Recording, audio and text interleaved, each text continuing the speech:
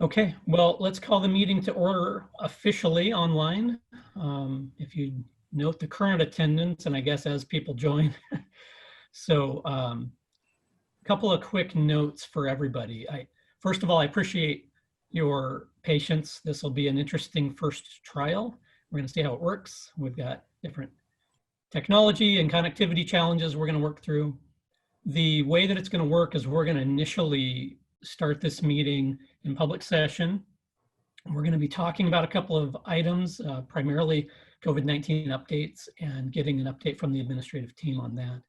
At around 7, we're going to go into executive session to begin training on the superintendent search process. So at that point in time, you'll have the opportunity to wait in the lobby if you wish to, or to drop off. In fairness, there are no planned action items afterwards. Our intention is to come back into open session for the sole purpose of adjourning the meeting. I suppose that's subject to potential change, but that's the plan as of right now. So a couple of quick notes.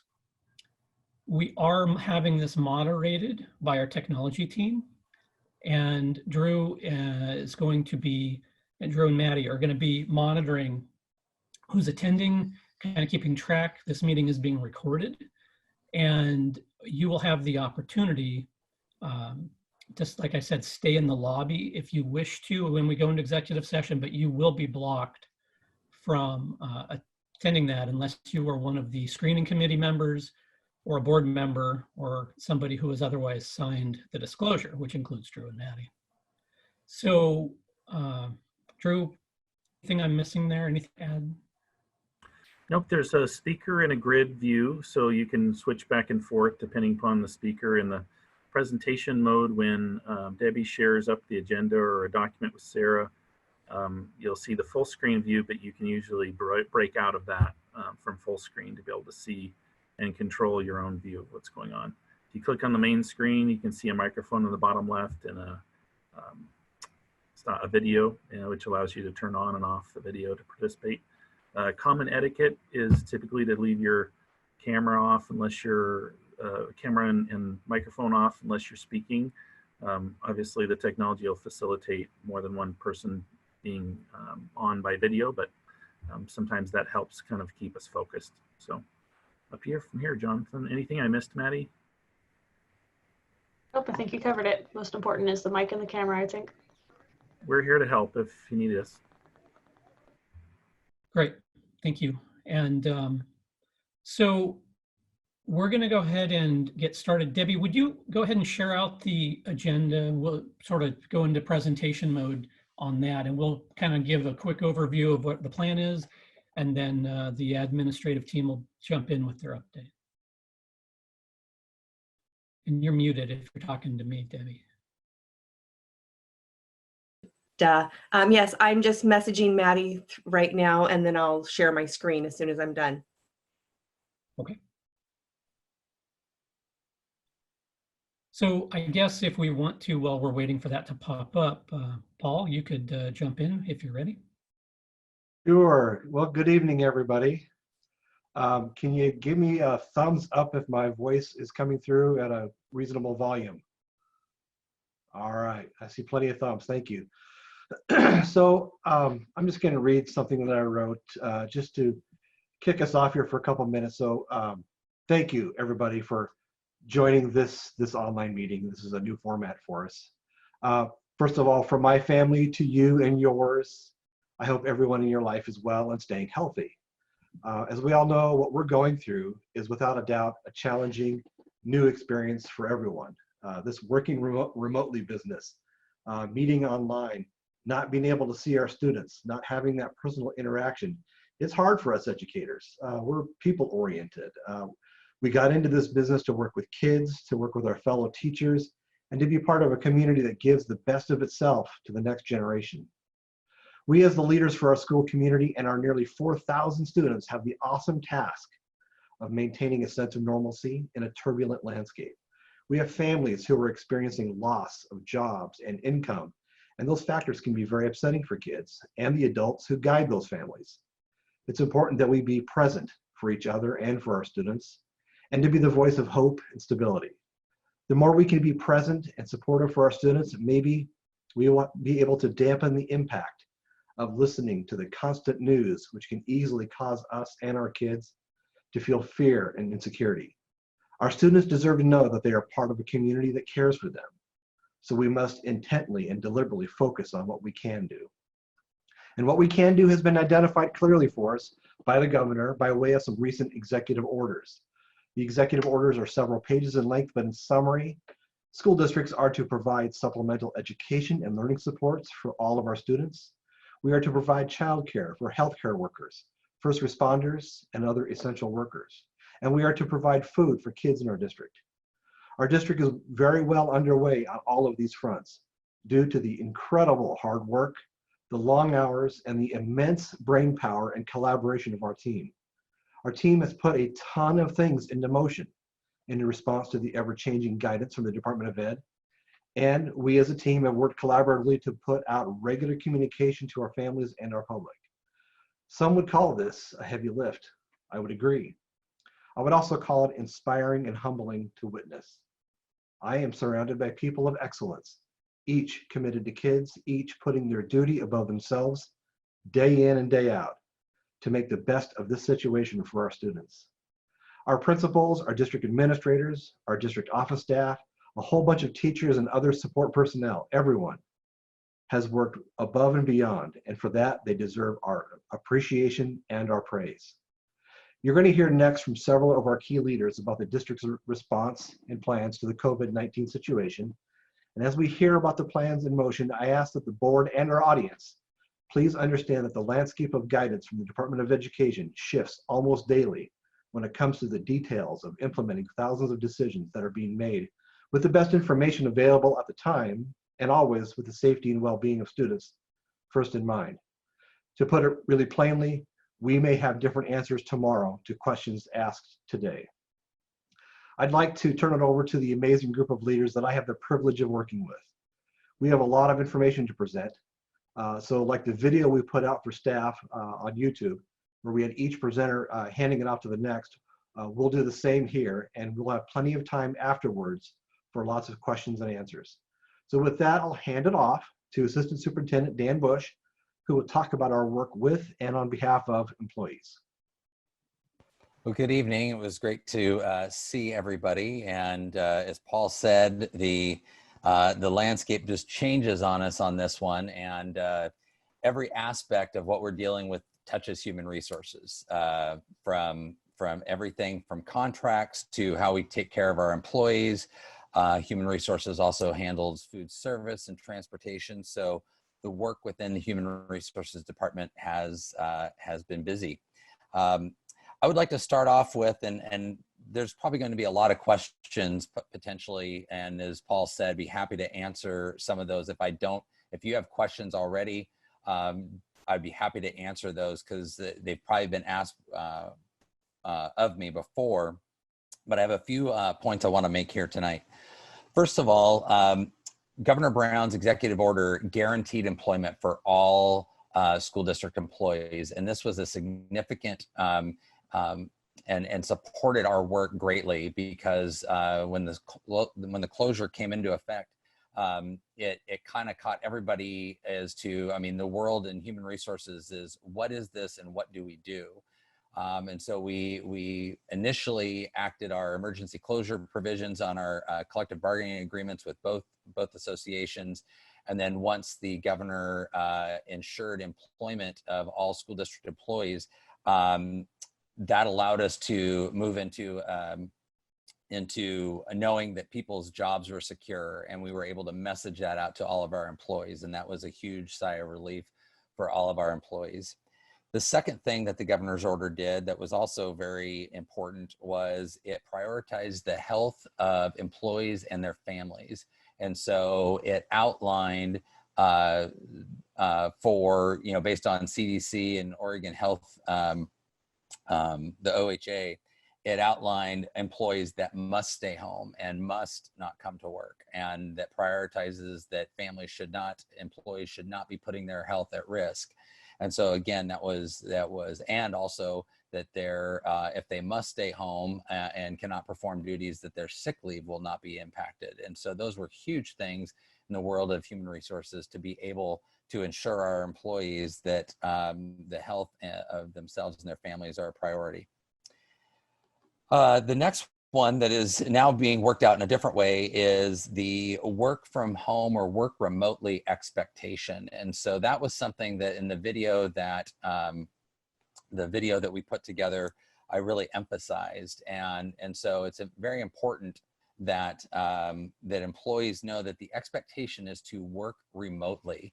Now, there's obviously some employees that's not possible for, and for those employees that their only function that they can do is at work, then there are exceptions to that. And we stress the social distancing expectations or suggested practices there, and making sure that employees, if they do need to come to work, that we know how many people are coming to work. And we've put some systems into place, especially as staff was coming back to work this week, so to speak. And just a couple of those expectations, just so you know that we're monitoring this really closely. We re-emphasized that we put new sign-in sheets at the main entries of every building where the alarm pads are at. So anytime an employee comes into the building, they are expected to sign into the building, and that would allow any custodial staff that needs to know right away who's in the building. Principals are the ones who are, employees need to notify their principal if they are going into the building, and then the principal emails our custodial department supervisor and Sandy Sprower, HR specialist, to make sure so that facilities can text custodians to let them know somebody's in the building. And then Sandy's keeping track of who all is in the building just so we're keeping track of that. So I'm kind of getting into the weeds a little bit, but I think that's really important that that we're really monitoring that closely. I need to tell you that our employees are amazing. You know, when I think that it's safe to say that when families get tested, when things happen, you know, you see families tie in together, and I am seeing that across our district. Food service employees have been working since the closure to provide food up to 200 meals a day, and on some days across our district. We have heard countless stories of things that teachers have done both on spring break and throughout the day today in preparing for the online supports they're going to provide for kids. We had, I think, nearly 200, well, it was over 100 classified folks fill out a survey over spring vacation to indicate the types of jobs that and how they could support the district. And I might touch on that if I have time in a little bit, but just shows how what a rallying cry this is for our employees and how great they are. I was talking to a principal this afternoon, had a few questions, and our principals have done an amazing job preparing for their staffs to come back today. And this one principal said to me, he goes, "I am stressed but energized." And I think that's the general sense. We realize, as Paul was saying, a heavy lift. And, you know, I feel that sense of energy, but wow, it is stressful. Transition a little bit as I wrap up here before I turn it over to our next cabinet member. I want to get a little direction on what we're doing with food service. So as I said, food service the week before spring break was running 4 sites where families could pick up meals. And over spring break, we condensed down to 1 site at Silverton High School for that week. And now we're back up at 5 different sites. And that's Scotts Mills, Butte Creek, Mark Twain, the high school, and Victor Point. And so we have 5 sites moving forward, or 5 sites starting this week. We are sending out a survey, or in some cases, some of our smaller schools are just calling families. We are assessing the need family by family this week to see whether those sites are enough or whether families are perhaps needing home delivery. And so we are considering the potential of home delivery with our transportation. Durham has been standing ready since this whole thing started to do that. And so that we're assessing them. We should know by the end of the week what that need is to be able to potentially deliver meals to families, that's going to be the only way that they're going to get the food service from us. So we'll be having some answers on that for the rest of the week. I'm going to transition now to our next person. I'm not sure who Paul has tapped next, but Steve's going to talk a little bit about transportation when it's his turn. I got to just also thank the folks at Durham for standing ready. They're waiting, but they've been a great partner in this and are waiting to support the cause as well. Good evening, everyone. This is Steve. Just a quick update from the business side of things here as we deal with the pandemic.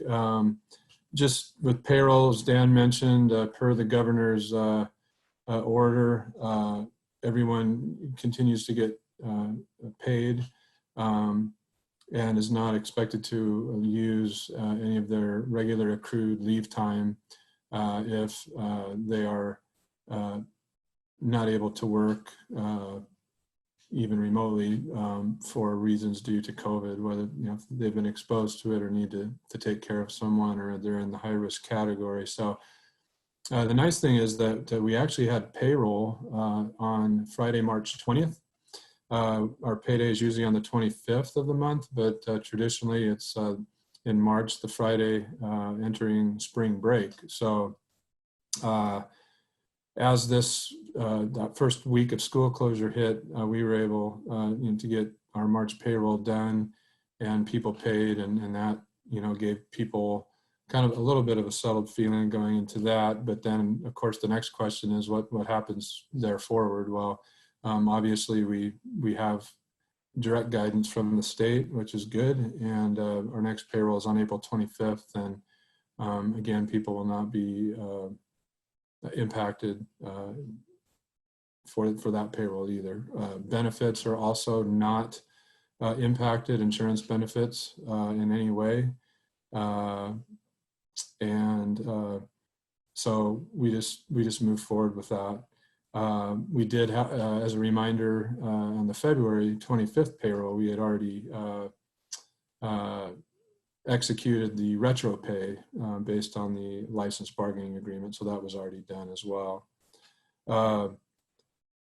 The next topic is the budget and the budget process. I know Debbie has sent out some communications here in the last week or week and a half. We did cancel the initial kickoff meeting for tomorrow. Our first official budget committee meeting at this time, at least, is still scheduled for April 28th. The goal would be to have some preliminary information out to everyone in the middle of April, and a proposed budget out at least a week before the first meeting would be the goal, by about the 21st or 22nd of April. So we'll have to see how that's going to shake out. Hopefully we'll be able to keep that date, and if we have to, I guess if things haven't changed with the pandemic and social distancing, that might have to be a virtual meeting, but we'll just see as time goes along here how that's going to work out. The last piece of news I wanted to update you on, and I do have a transportation element to discuss on the next agenda item, but is the status of refinancing our general obligation bond. Advance refunding was officially put on pause once again today. It seems like we should have been able to move forward with it because the rates are still low, 0.68% on the US Treasury 10-year yield. However, there's two important elements that have gone against us. One is the spreads. They went up from 100 basis points to 300 basis points, so 1% to 3% over the last couple of weeks. And also the escrow yield has dropped significantly as well. So at this point in time, the way the numbers currently calculate, we would not be saving any money by doing this. This Thursday on the timeline would have been the day where we would have had to say yes or no to the Moody's rating service, which would cost $20,000 in issuance costs. And that's with all the uncertainty going on and the numbers not in our favor, even though we would still be over a month away from being able to finalize the deal. And with the not just uncertain times from day to day, this is uncertain from moment to moment in a situation that none of us have ever seen. We decided to put it on pause once again. Now, we did go through all the work to get our preliminary official statement crafted.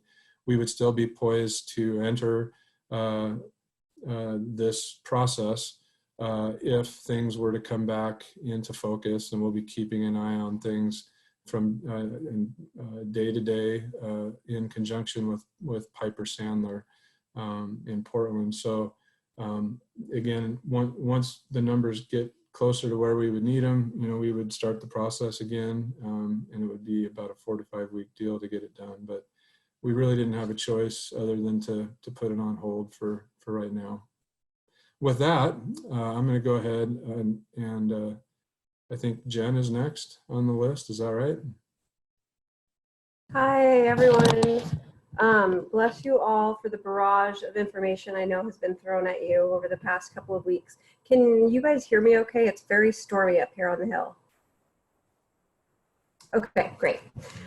So in terms of teaching and learning, we've been asked to provide 2 levels of support. One around connection and the social emotional well-being of our students, and one around some academic support. So we've got teachers today in their first day back, prioritizing that connection with families and building communities within their schools. So principals started the days out today with staff meetings virtually with their teachers, well, their whole staff, classified and teachers, clerical, office staff, everybody, talking about what that was going to look like for their building. So they released teachers to start making personal contacts with each family. That's going through the classroom teachers and AG teachers as a tier 1. And then as issues are identified or additional layers of support are needed, those will filter into our counselors and care teams and some of our classified staff that will serve as mentors through this process. So that's the individual connection and support that we're offering. Teachers just came back today and were asked to put on their social worker hats and did that with positive attitudes and encouraging spirits, and had great conversations with families. That one thing we heard repeatedly was that parents were very chatty today. So that will probably decrease as we go, but I think our families are in need of some contact from our teachers. So it was great to get that started today. The other thing we're asking buildings to do is brainstorm together, work together to find ways to create and preserve the community of their school. So all of our schools are doing things a little bit differently, and they've just started those conversations today. Although I know that we have some schools that have Instagrams, Facebook pages reactivated. We've got music videos going around that staff have made. There'll be a lot more activities like this just to continue that connection to our school communities that make our Silverton schools special and help provide some structure and support for our kids during a pretty wacky time. So the second part of that then is the academic supports. And we've got ones that were made by educators from our region that are posted now, just a daily learning plan by grade level, but those were not created by our own staff. So our own staff will be engaged in doing that work. It will look similar. It will be a daily learning plan, a suggested daily learning plan, because we know families are trying to navigate a lot, and we don't, want to put additional pressure on families. We do want to be a support for families, but this will really clearly outline for each parent what the teacher is suggesting for day by day, what their kids engage in. Those will be provided both online and through packets for kids who need packets. And we're already hearing from some parents today that even though they do have access online, they've got to get their kids off the screens. So we might be doing quite a bit of packet work. Those will happen in our grade level teams. So we'll use our PLC teams for the most part to do that work. And there's a pretty scripted procedure for them to go through. That work starts Wednesday. So tomorrow will be our teacher's second day back, and they're going to spend the entire day in an online professional learning. They will get to experience being a remote learner. They'll get to experience a variety of different activities and learn about some of the tools that they could use to help them as they engage in this work. And then Wednesday, they'll go right into that teamwork to get those remote learning supports out. So that's what it looks like for us for the connection and academic remote learning supports. I don't know if we're taking questions at this time, or if we should just go into have Dana take it over and talk about special education. Yeah, let's go ahead and have Dana carry on. All right.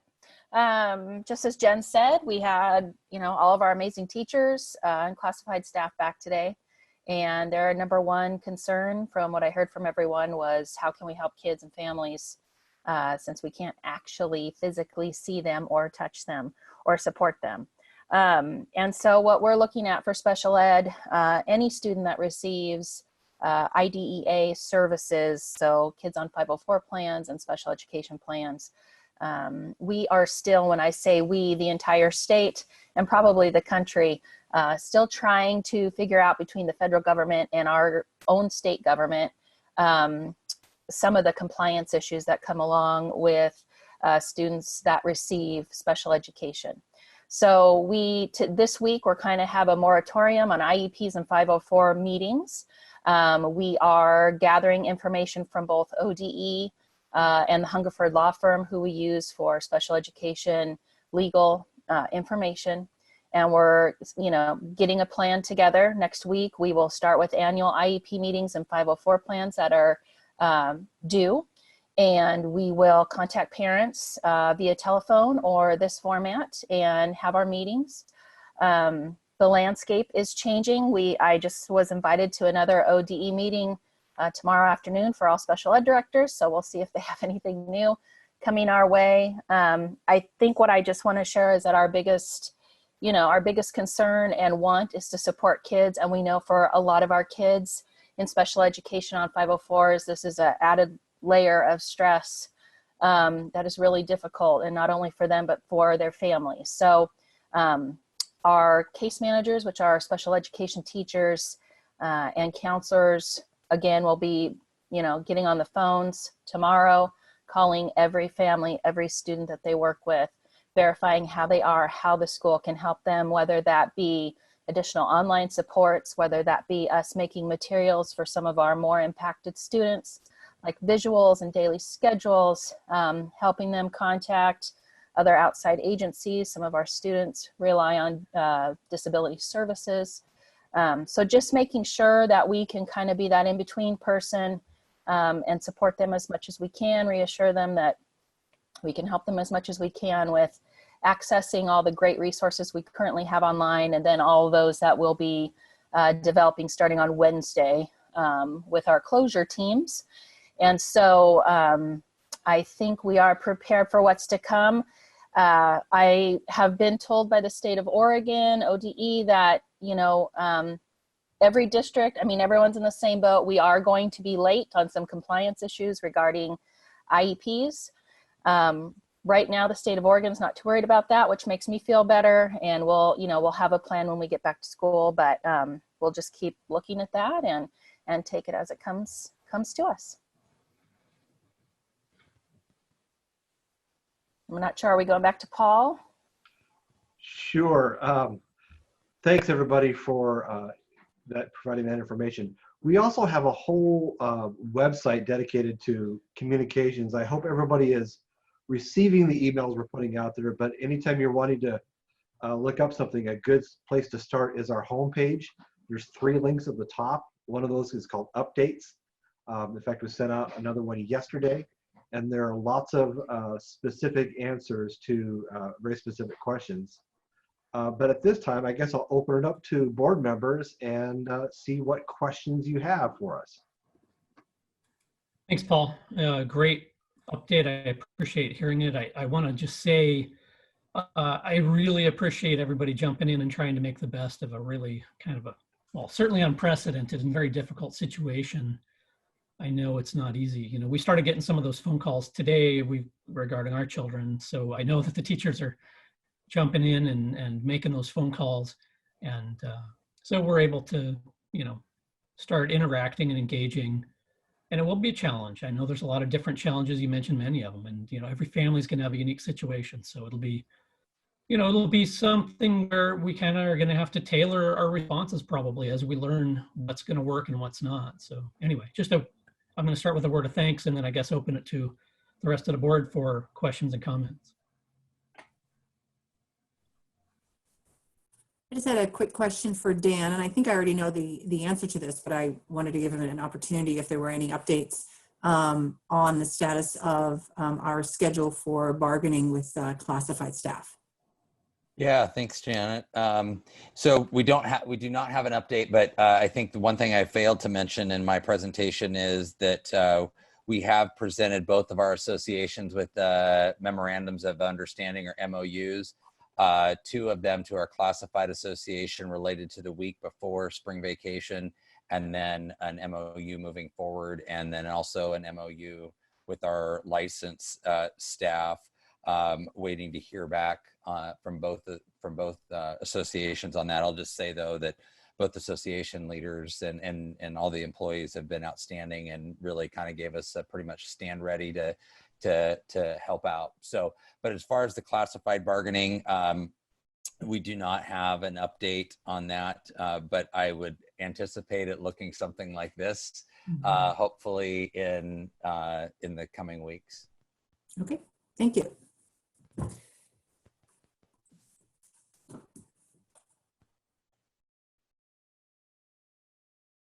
Hey, this is Jennifer. Can you all hear me? Yes.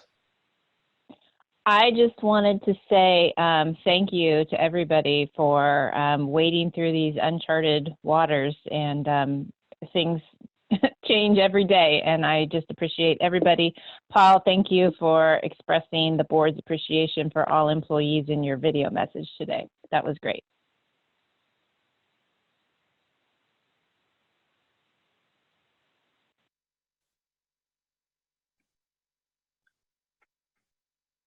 Can everybody hear me as well? Yep. Thanks.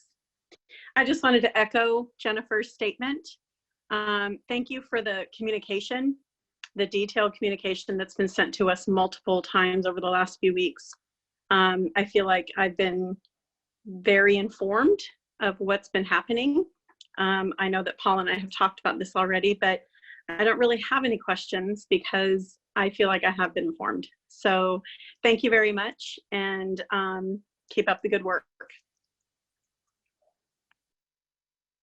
Yeah, I'd like to chime in on that too. Just thanks for the updates here, the great presentations, and I think everybody's looking forward to getting started again, whatever that's going to look like. So it looks like you guys got a plan, and can't wait to see how it goes. Well, thank you.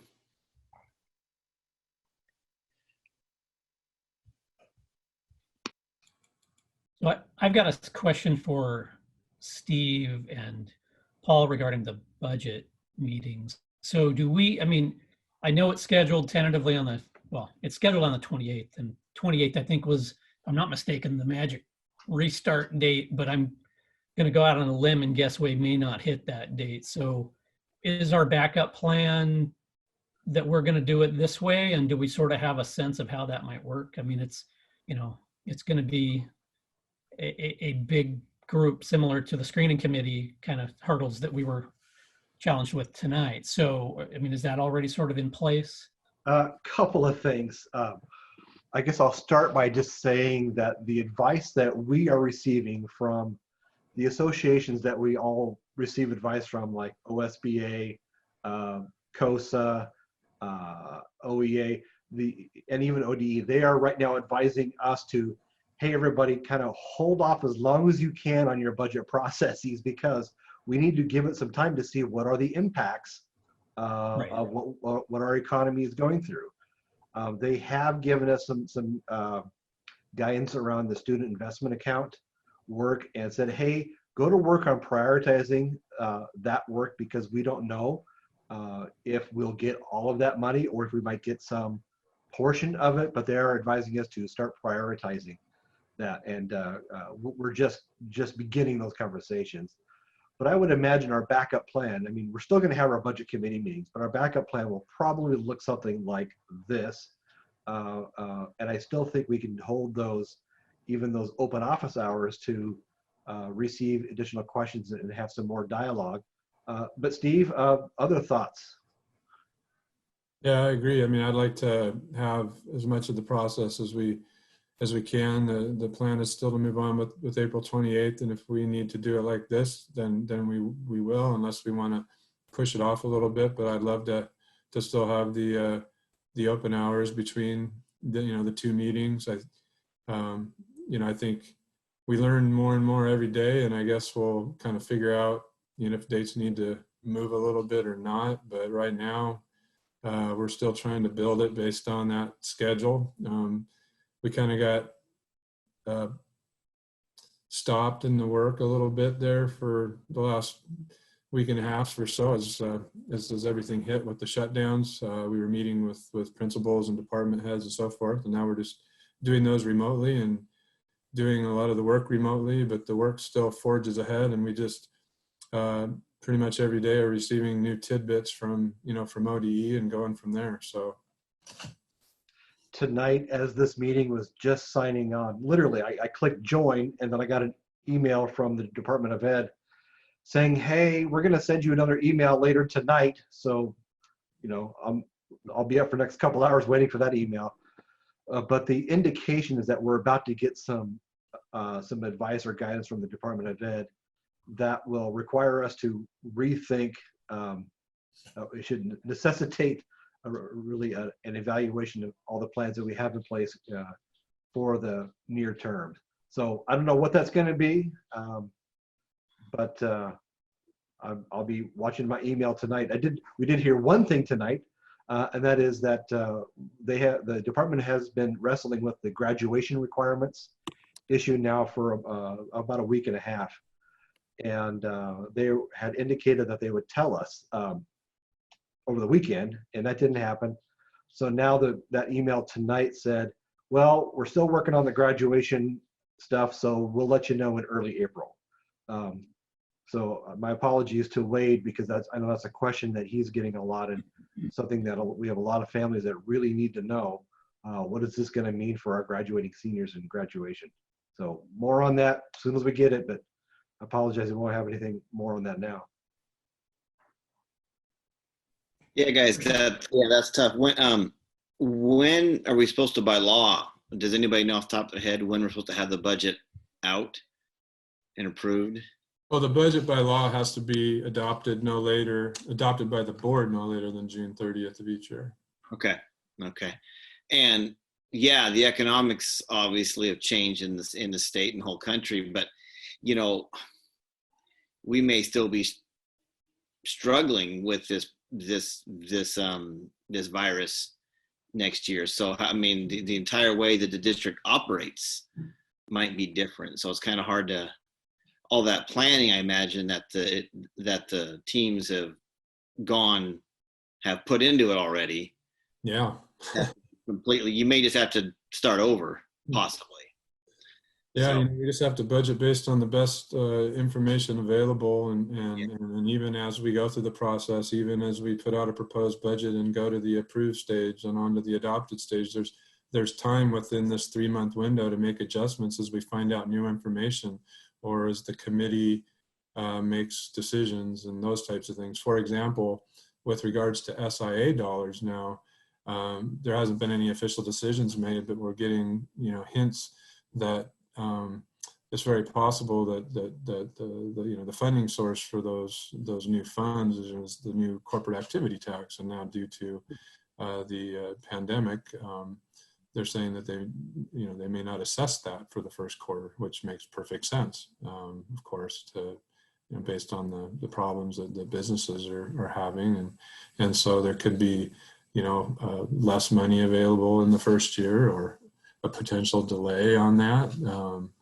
for maybe another year out, or maybe they have to just you just don't know. I mean, anything is possible with that. But their first priority is going to be to protect the state school fund, you know, the regular operating dollars to the level that, you know, has been promised. That's kind of their first priority. Yeah, it changes everything. So, Dan, do you want to share a little bit about where we are with hiring right now, what we're doing there? Yeah, so we have frozen all hiring right now, and just kind of putting a pause there because again, the financial future is up in the air. You know, thankfully the governor has, like I said earlier, has insured all staff, but we're going to putting a freeze on all hiring at this point.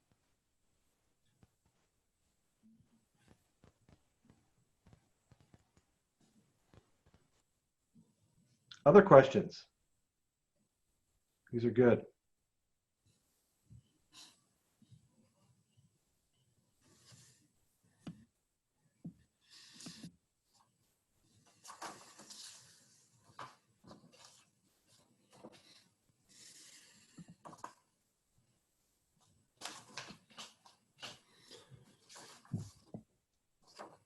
Sounds like there aren't any further questions.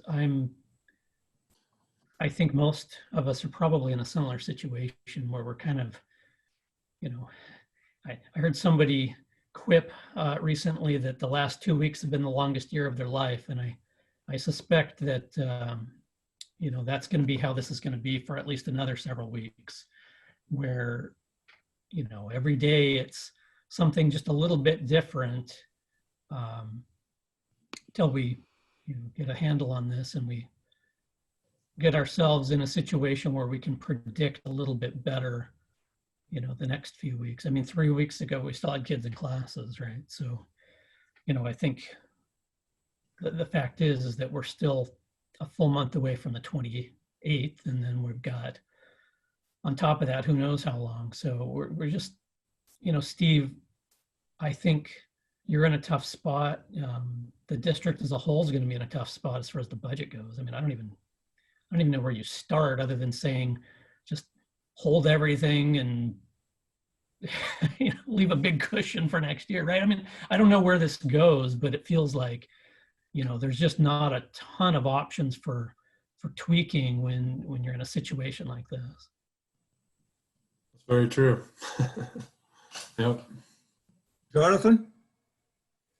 Ray, we're going to have to hold you off until we get to the point where you're able to share, okay?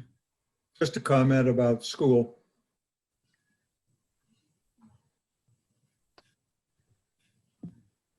Do any of the other board members have any questions or comments that they'd like to share? Realistically, we've got about 10 minutes left, and I think we also needed to cover the continuity plan. I don't know, Steve, how long, or Paul, how long that was going to take. I didn't anticipate it being terribly long. Yeah, Jonathan, thank you. I could cover that in about 3 or 4 minutes, if that's okay, and then have a couple minutes to field any questions about it. I think that's a good idea. Why don't we do that? And then we can spend the last, you know, say 5 minutes taking any further questions, or we can just adjourn slightly early, preparing for executive session. Okay, thank you. Lori does have some questions and she's trying to unmute her phone, but in the meantime, I think she's going to text me hers. So I'm waiting for her. Okay, well, why don't we let Steve go ahead and share the Can you? plan. Hi, can you hear me? Oh, there you are. Yep, Am I in? I can hear Hello? you. Oh, good. Great. May I ask Steve a question, or should I wait, Jonathan? No, go ahead. Go ahead. Okay, very good. Yes, Steve, I heard I think a couple days ago regarding the pandemic and everything that the businesses may be pushing back on the tax, which funds SIA. And if you have already answered this, forgive me. I obviously come in late due to technical difficulty. Is that all up in the air right now? Because there's really no decision I guess, no definites that businesses will successfully refuse Yeah. the tax. Hi, Lori. We actually did just talk about that, that there's a talk of possibly delaying that at least for the first quarter, and businesses, which makes perfect sense. And so it's possible that the level of funding or possibly the rollout of that funding could be delayed, but we don't have any more, we don't have any specifics at this point. No decisions have been made. It's just been mentioned. Oh, okay. Yeah. So, okay, so it's just in discussion. Okay. Yeah. Well, thank you. Thank you for the clarity. You're welcome. So with regards to the transportation, this is kind of an interesting piece here. So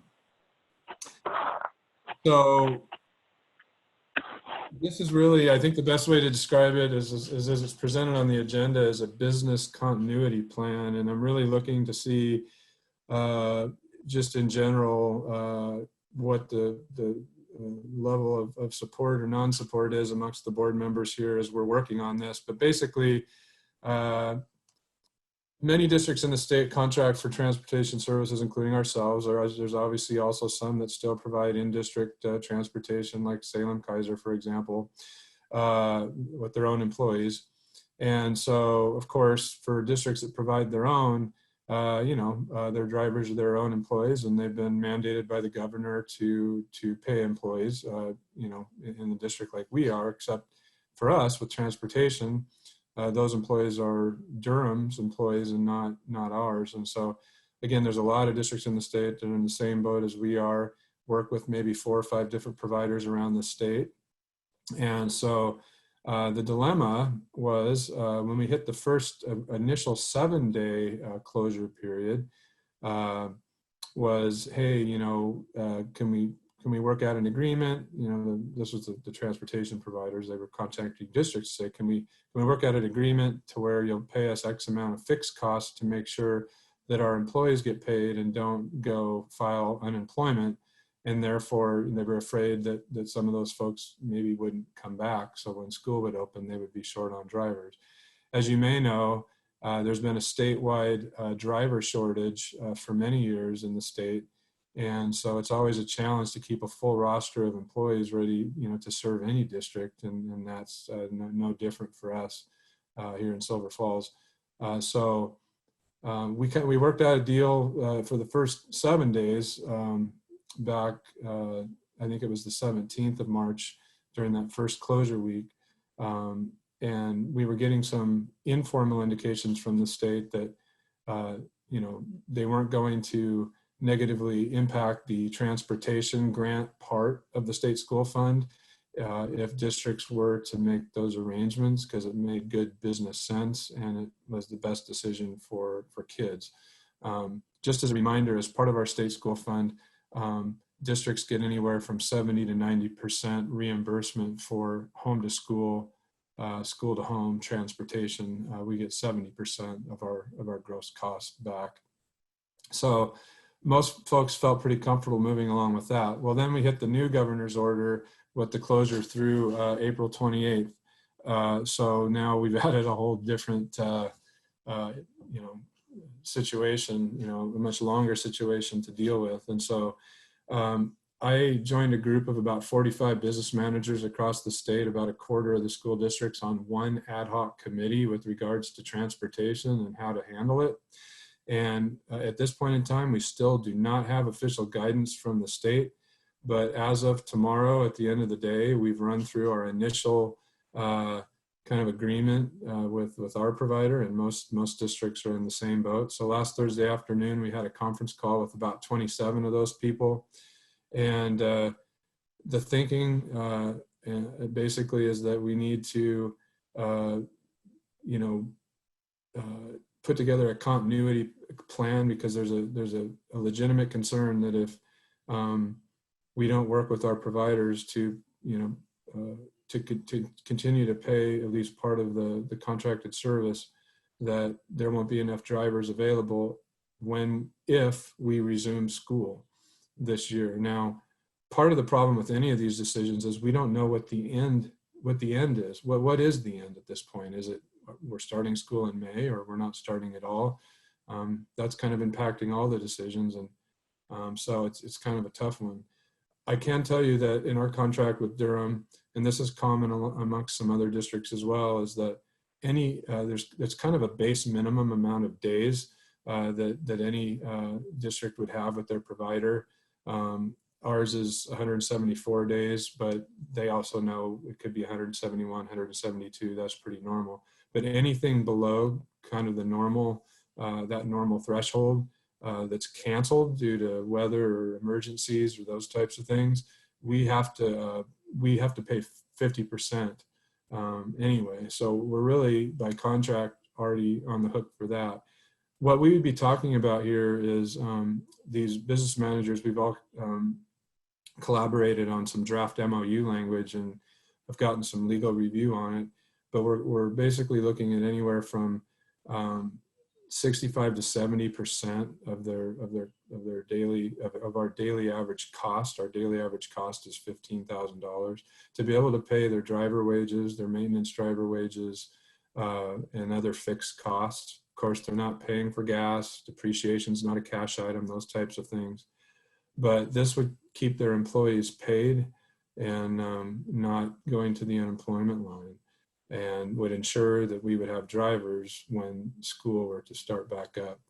One of the leaders of this conversation is the business director at Portland Public Schools. And of course, they have their own legal team, and they believe it makes good business sense as a continuity plan. And they've also helped draft language of their own. And so we're not looking for any official action tonight. We're actually working on MOU, but we really need to give at least a verbal indication to Durham tomorrow as to what we'd like to do and work on an MOU. So I hope that makes sense. And if Paul has anything to add, I would invite him to add anything, and then I'd be happy to field questions and kind of get the flavor of the group on this particular matter. Thank you, Steve. Nice job presenting that. So as we've looked at this, we really do feel it is in our interest as well to work out some agreement so our partnership remains strong through this. So I guess what we're looking for is just sort of a nod, an indication, and then we'll continue working on it and bring you back an MOU to review maybe at the April board meeting. Well, it sounds like a reasonable plan to me, and it sounds like we could be delivering packets and potentially meals, depending on what we hear the needs are in the future. Am I understanding that correctly? Can I jump in on that one? Mm-hmm.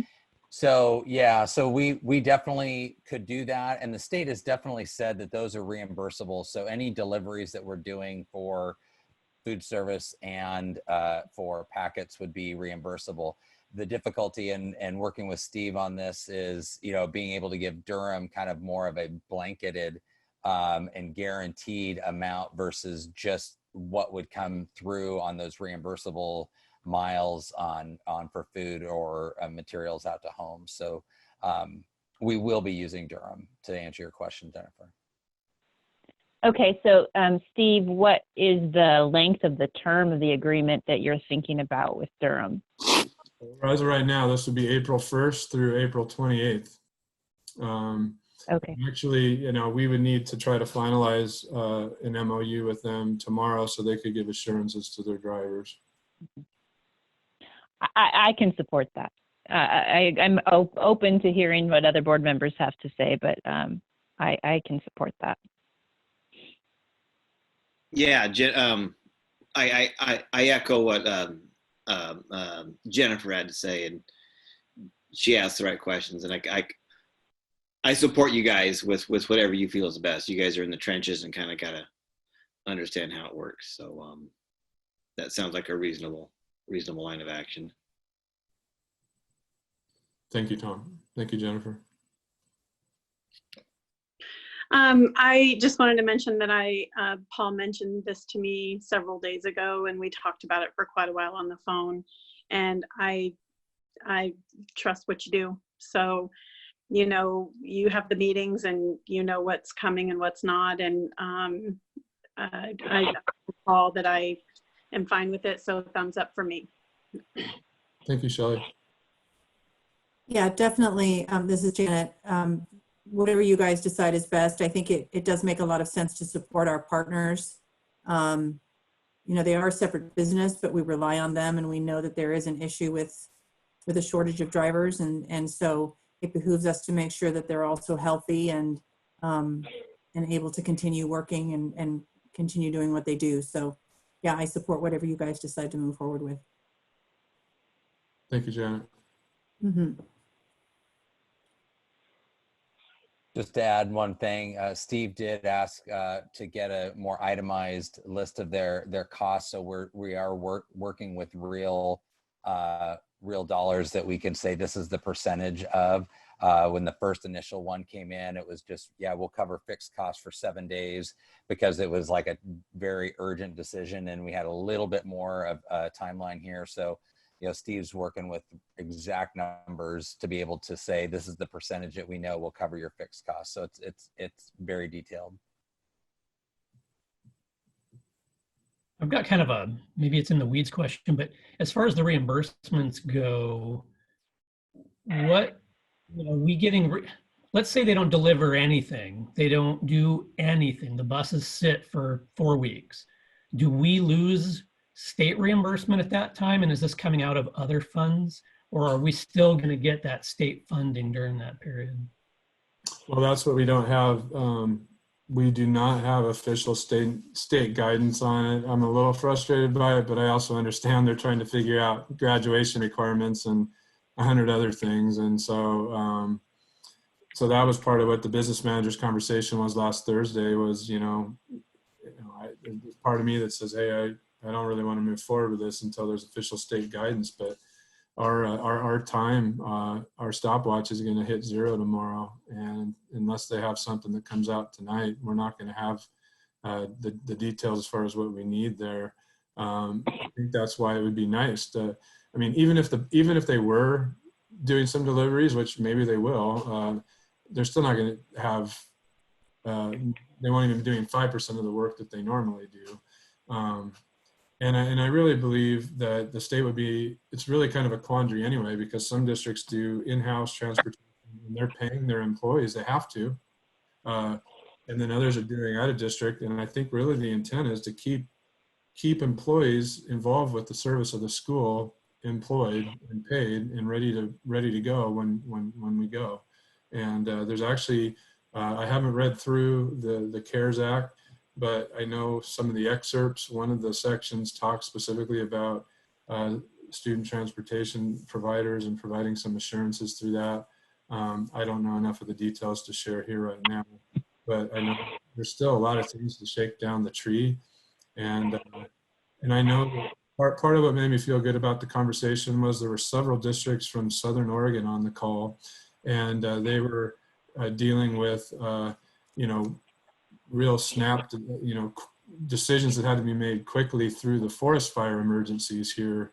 Was that a couple, 2-3 years ago?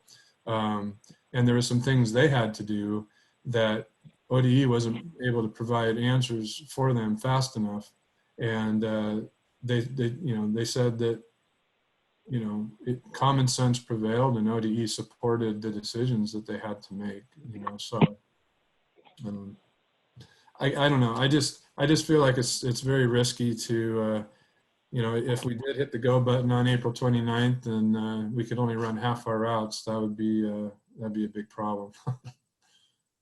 So I just wonder, without putting the cart before the horse, if for some reason our school year is actually called off for the entire year, so does making this decision for April put us in any different position for when we're so now obligated to make the same decision for May, or to what extent do we have to consider that? Yeah, that's a great question. And that's why this will only be dated the 1st through the 28th. And I think there'll be a statement in there about, dates past April 28th would be discussed separately, but also it would give us the opportunity to kind of renegotiate where, because our contract already says, 50%, they have to have an assurance that they're providing a year's worth of business, and any cancel day is going to be 50%. And a lot of districts have that in their contract. You know, that's just I don't know, something they have to be able to operate their business, obviously. So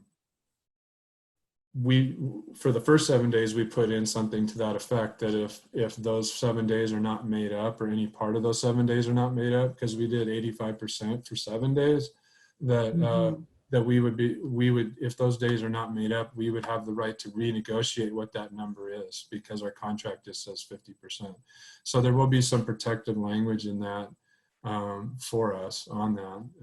But hopefully too, you know, ODE will provide some better guidance on that as we move forward as well. Okay. Yeah, I would hope by then we would have some better perception. Yeah. And I'll echo that. I support the decision. Philosophically, I supported it anyway. I think the idea of having folks continuing to get their paychecks at this period of time when a lot of people may end up unemployed is probably smart. I mean, it's just good business economically. But I was just curious what was going to happen. How much money, maybe you could help. How much money are we talking about? Is there a number that you can throw out there that helps me put this in perspective maybe? Well, our average cost, not including, you know, field trips and athletic events and things like that, but our average cost per day this year has been running about $15,000. Now, of course, we get 70% of that back through the state school fund. We would be talking about paying them in the neighborhood of about $10,000 or $9,800 between April 1st and April 28th. And as long as ODE doesn't pull the rug out from under us, we would be getting 70% of that back through the state school fund. Okay. Thanks. Yeah, I'm good. Thanks. Any other board members with any questions or comments on that?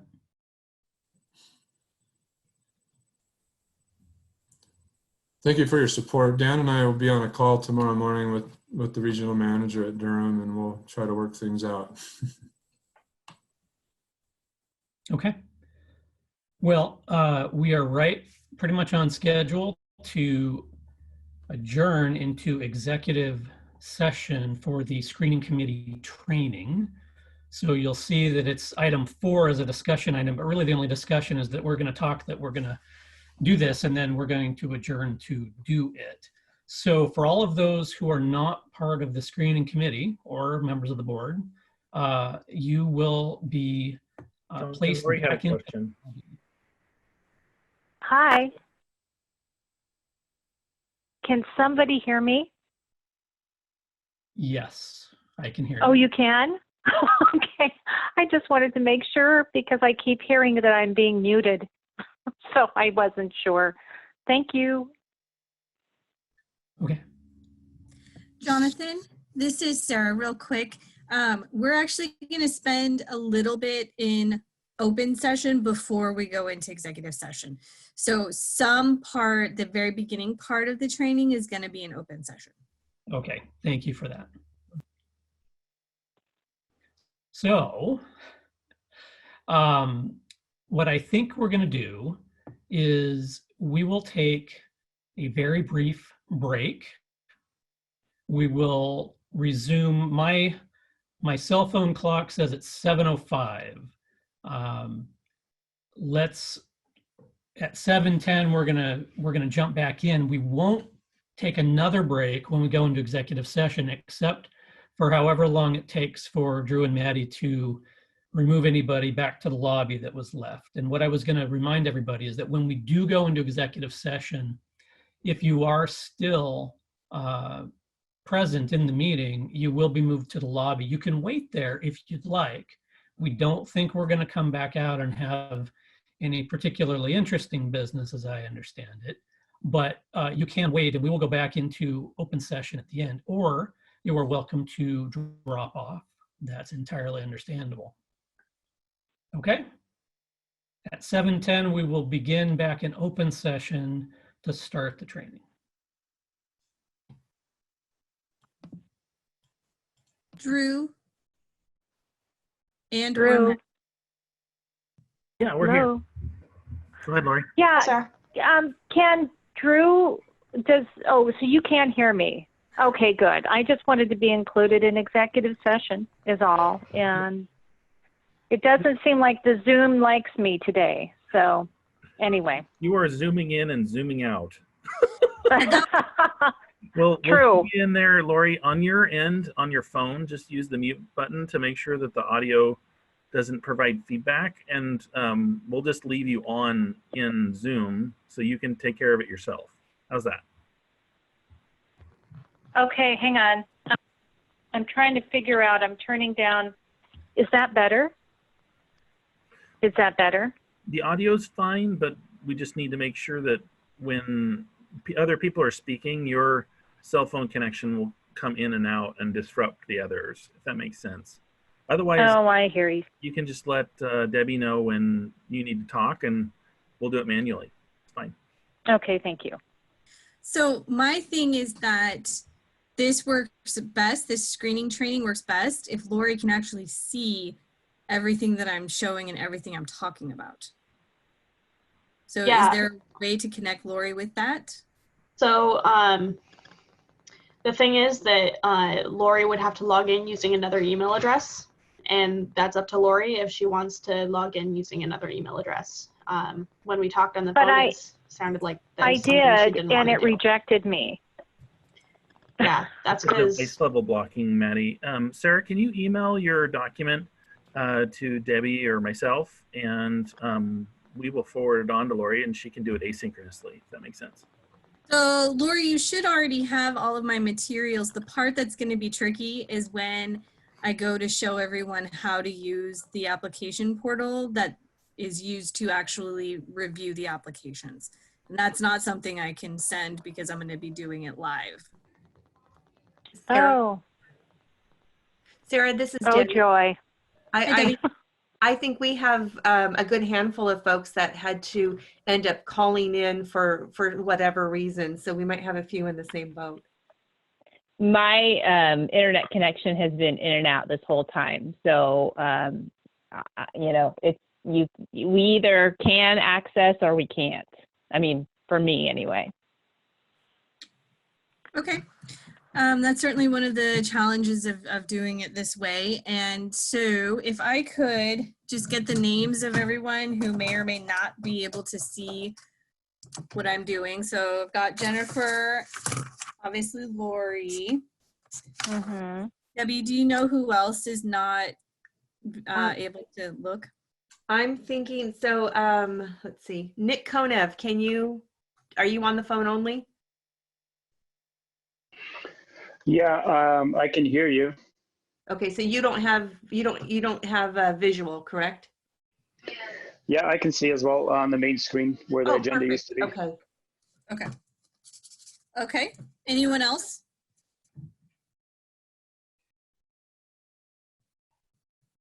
Maybe that's it. Okay. And have you heard from Irv Scadley? Yeah, he's on. He had to call in. His laptop is not cooperating. But he's on. He's on his phone. Okay. So Irv, can you hear me? I'm just curious if you've even looked at the materials at all since I sent them to you.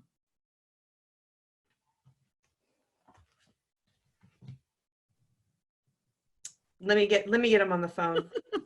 Okay. Thank you. And I say that because if he can't look at them, he's going to be really probably confused later on in the training about what it is I'm talking about. The first section I think will be fine. It mostly just go over things to do and not do while you're reviewing applications. But later on when I start to point out things in the system, I think he might have a hard time following. Debbie, were you still working on trying to connect with her? I think that's what we were. Yeah, I'm on the phone with him right now. Okay. For everybody else's sake, we're at 11 past, but we are just going to wait a minute while we get these technological challenges worked through, and then we'll go ahead and get started. So I just put Drew in touch with Irv to get him on the other way. Okay. Well, I think what we ought to do is we ought to get this ball rolling. I think it sounds like he'll get himself squared away here pretty quick, and we'll see how far we can get. Hopefully, Jennifer, you don't drop off, and we'll try our best, Lori, to help you out maybe afterwards if necessary on another time. Maybe I can call you sometime if need be. Okay. Thanks, Jonathan. Thank you. So go ahead and take it away, Sarah. Okay. Well, good evening, everyone. My name is Sarah Herb, and I'm the Executive Search and Event Specialist with the Oregon School Boards Association. And the Silver Falls School District School Board has contracted with OSBA to facilitate your superintendent search. And so tonight we are going to go over training on how best to screen applications and how to access those applications through our online platform, which is called Revelis. So tonight, as you're aware, things are a little different. Normally we would all be in one room together, and I'd be showing you all this stuff and you would have handouts in front of you. Since we have to do this all virtually and away from each other, there's likely going to be some hiccups. So I appreciate your flexibility with this as we maneuver through the evening. As you have questions, it's going to be very difficult for you to ask them of me as I go through. I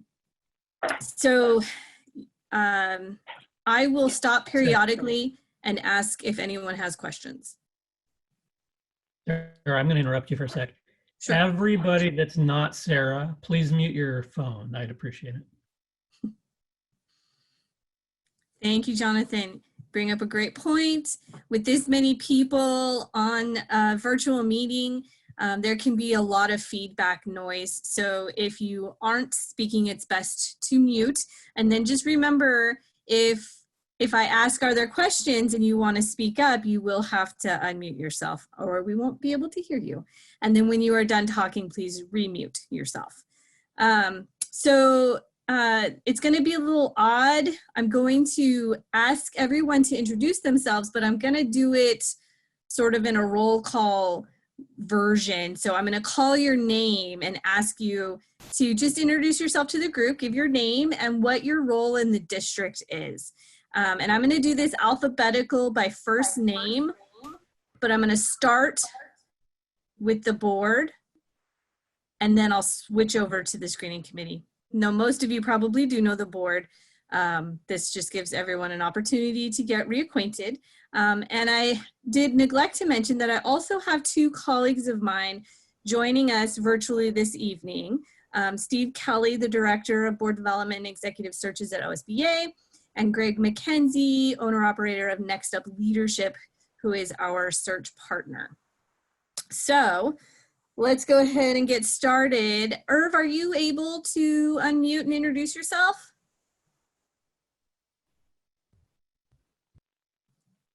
Yep. I'm Irv Stadley. I'm a school board member. Thank you, Irv. And next up is Janet. Hi, I'm Janet Allenak. I'm a school board member and I'm also a parent of a junior at Silverton High School. Ooh, thanks, Janet. All right, Jennifer.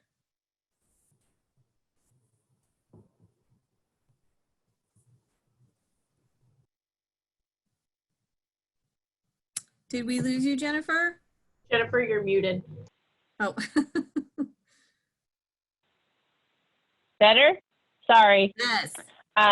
Okay, so my name is Jennifer Traeger. I am a board member and I have 2 children in the Silver Falls School District. Thank you. All right, Jonathan, you're next. Okay, Jonathan Edmonds, school board member, serving as chair this year. I've got a sophomore at the high school and a 5th grader at Butte Creek. Wow, thank you. Lori.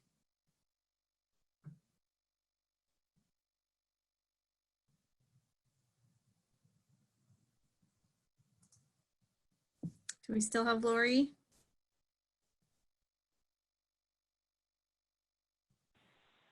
There we go. Go ahead, Lori. Hi. Okay, hello. It's Lori McLaughlin, school board member. Thank you. And Shelley? Hi, I'm Shelley Nealon, and I have 2 children in the district, both at the high school, a sophomore and a junior. And I'm a school board member. Did I say that? I don't know if I did. Sorry. No problem. Thank you. Thanks. And last but not least, Tom. Hi, I'm Tom Buchholz, school board member. I've got, well, 1 kid just in college, 2 at the high school, and 1 exchange student from Germany at the high school. Oh, very cool. School board. Thank you. All right, so now I'm going to jump over to the screening committee, again, alphabetical by first name, and we're going to start with Christine.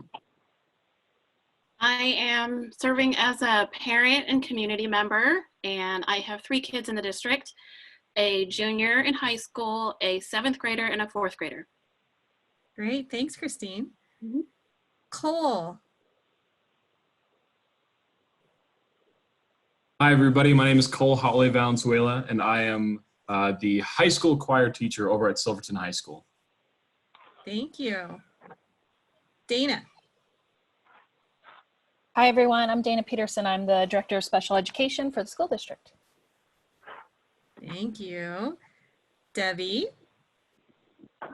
Hi, I'm Debbie Valoff. I'm the superintendent and board secretary. Thank you. Dominica? Hi, I'm Dominica Kalugan. I'm a special needs assistant for the Silver Falls schools, and I have a junior and a 6th grader. Oh, wow. Thank you. Esmeralda?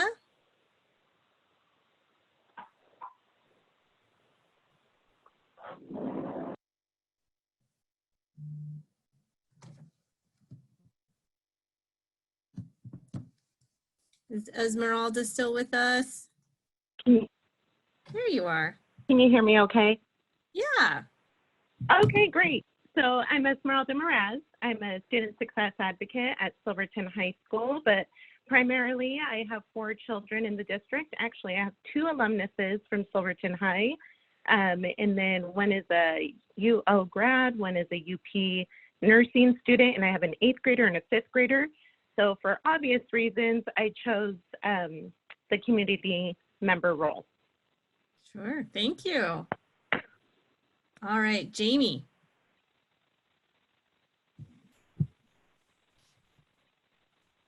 Hi, my name's Jamie McCarty, and I am principal at Victor Point School and Evergreen School.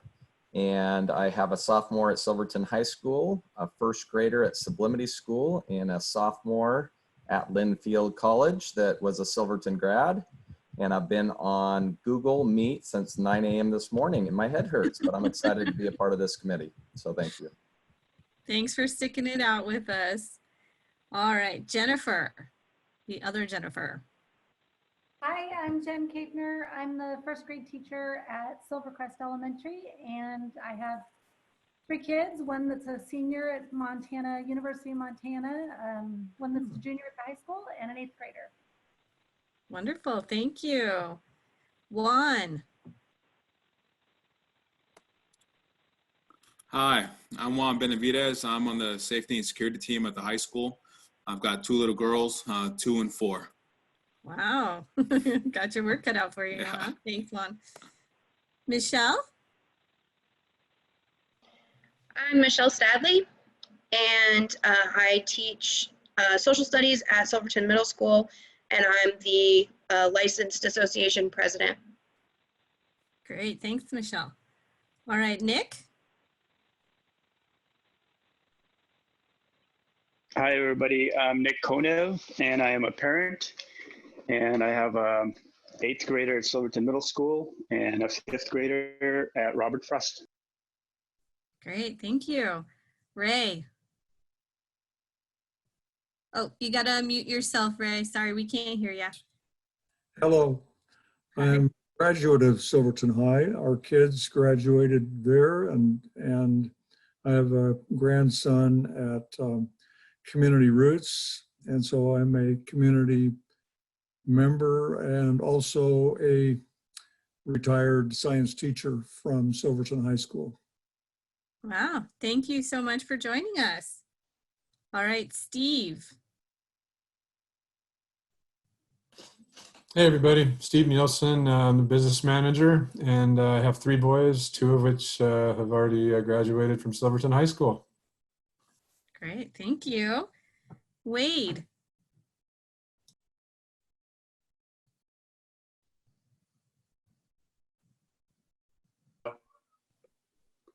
Still trying to figure this out. We got it? Yep, you're there.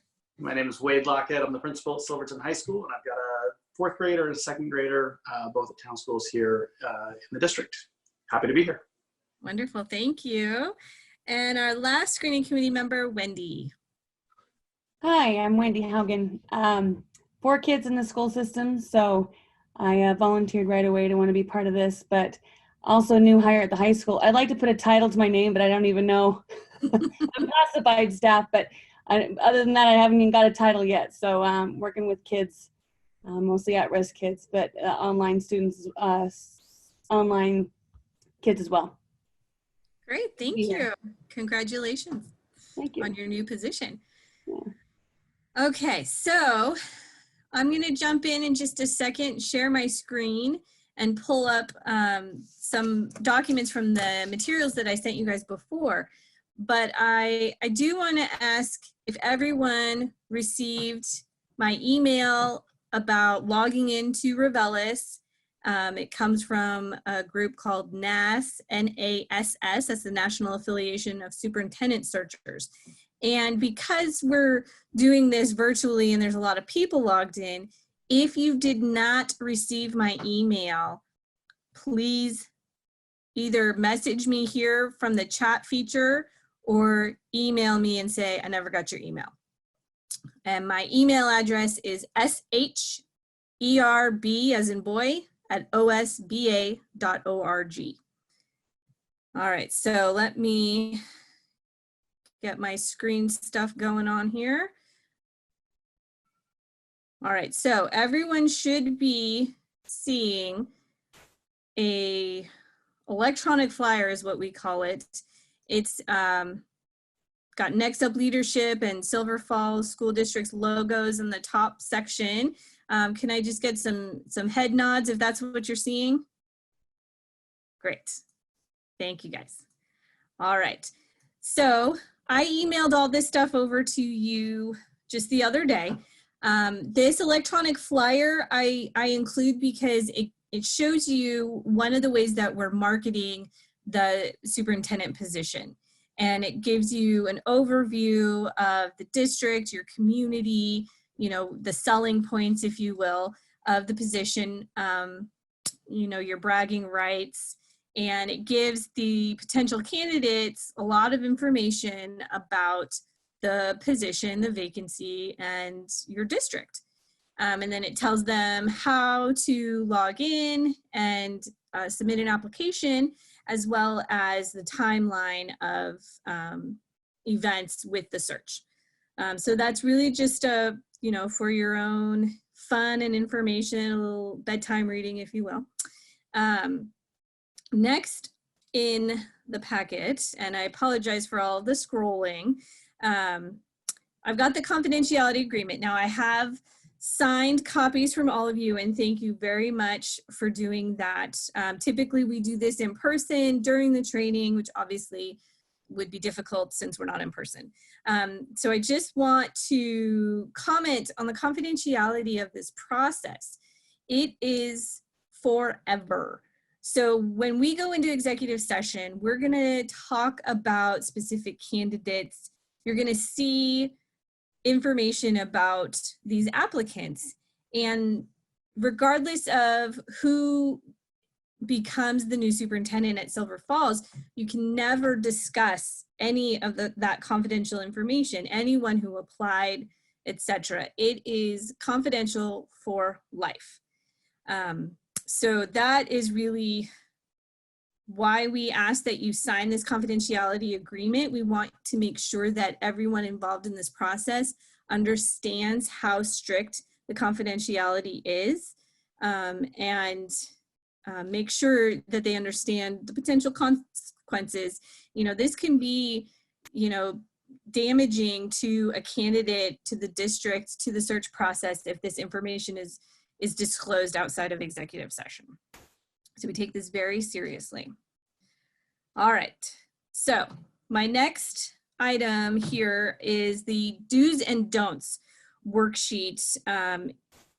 I'm gonna spend some time on this. It's really key to screening of these applications. I'm gonna give you some suggested things to do, some things we ask you not to do, and at the bottom of the sheet are some helpful questions to ask yourself as you're going through the applications.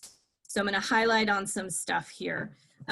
As you're going through and looking at these materials, you know, we really want you to read every application carefully and keep an open mind. And you want to look for candidates that match the qualities and qualifications that were adopted by the board. And I'm going to point those out in a little later. Make sure that when you're looking at people's letters of reference, that you're looking for recent letters of reference. And by recent, we really mean within the past 3 years or so.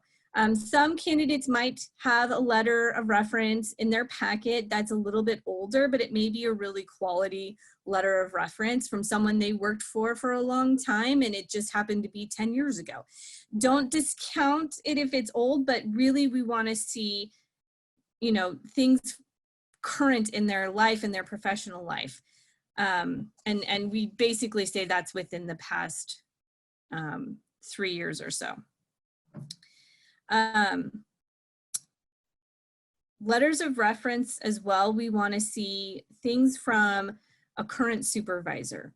It may be that a current superintendent doesn't have a letter of reference from their current board, a current board member or board chair. And that might also be because they don't want their board to know yet that they're looking for other jobs.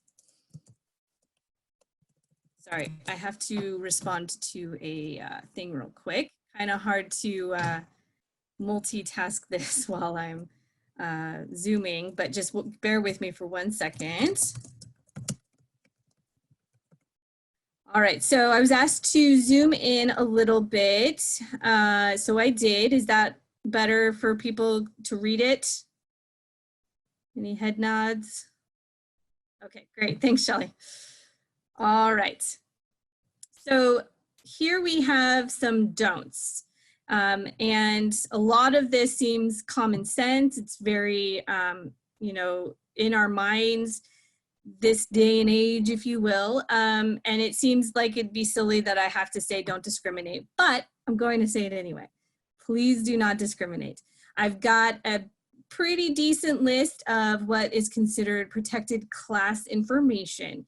And when it comes to things in these two categories or columns, we really don't want to be making any judgments or decisions on a candidate based on these things: age, economic status, familial status, gender, which is on there twice, identity, marital status, mental disability, national or ethnic origin, physical disability, pregnancy, race, religion, sexual orientation, or veteran status. Now, the veteran status is a little bit tricky because we don't want to make a decision that discriminates against someone with their veteran status. However, we do have to apply a preference if they are a veteran. And luckily for all of you, you don't have to worry about that. I will apply the preference when it comes to the rating, the ranking of all these candidates, and when the board identifies who they want to interview. If there are veterans in your candidate pool, I will make sure that this preference is applied. So you just don't necessarily need to worry about that. If I scroll down a little bit more, there's a bunch more don'ts. Don't build excuses for people who do not meet the requirements the board has established. So that would be those qualities and qualifications. Don't eliminate candidates just because they have more qualifications than you expected or because they currently make more money than your district is offering. Don't dismiss someone who is upwardly mobile. A person who has higher goals must give his or her best in every position to be successful. Don't dismiss someone who is more mature than you might expect. It takes time to gain experience and skills you want. Don't turn down candidates who are from out of state simply because you think they may not be like Oregonians. They may not understand our state or your city or whatnot. Everyone should get the same review, and you will have several out-of-state candidates. Oregon is a very, the word escapes me, but it's an area that folks are wanting to go to, wanting to move to, relocate to. So we get a lot of out-of-state applicants, and that, you know, there are plenty of highly qualified people in that realm. Don't nitpick over little things. Real people make mistakes. This is going to be key when you're going over applications in Revelis. You're going to see that maybe they didn't fill in every field completely. One thing to keep in mind is Revelis is new to us this year. So no one in Oregon has used this system for an Oregon superintendent position yet this year. This is the first time we're doing it. So it's going to be new to you guys, and it's also new to these candidates. So we're being a little flexible. As long as the information is there in some form, maybe it's on their resume and just not included in the correct field on Revelis. We don't want to hold that against them because we're all, you know, familiarizing ourselves with this system. This one is very key. Don't contact candidates or references that they've listed down. Make any information or materials you receive available to anyone outside of the screening committee. That's, you know, covered on our confidentiality agreement. Don't, you know, Google or look up social media on any of these candidates. There will be a time for the board to do an internet and social media sort of background check, if you will. I will facilitate that, but during this application screening process, we are not going to engage in that, and at no time should a screening committee member do that. And again, don't share information about candidates you might know personally until they become finalists. If you feel you can be fair, rate the candidate. If you feel you cannot be fair, don't read the file. Let others make the decision. So at this time, what every applicant should be getting is the exact same level of scrutiny, if you will.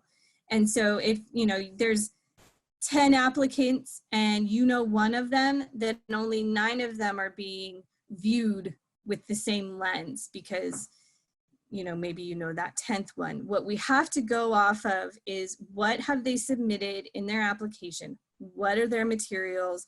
What are their letter of interest? Their statement on qualities and qualifications, and again, I'll go over that in a little bit. Their letters of reference, all of that information, that's what you're going to be viewing these candidates through and sort of measuring them on what they've submitted, not what you know about them or your personal interactions or any of that.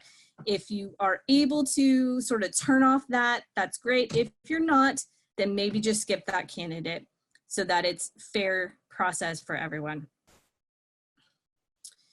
Oh, I always do that. Questions to ask yourself. So these are just some helpful questions to kind of get your mind in the right frame when you're going through these applications. What leadership positions have been held by the candidate? How long has the candidate remained in each position? You're looking for a permanent superintendent, and odds are you want this person around for a little while. So looking at their work history and their longevity in positions might be important to you. Do any unexplained gaps in employment exist? Who have been the mentors / supervisors for the candidates? What leadership qualities stand out in the application? Has the candidate received awards or recognition for accomplishments? Do any red flags appear in the application? And are those red flags disqualifying? Sometimes a red flag is just, I want to know more about this, or, you know, this may be a deal breaker for me, but I'm not sure. Does the candidate have a strong record of success? Does the leadership style and educational philosophy align with the district?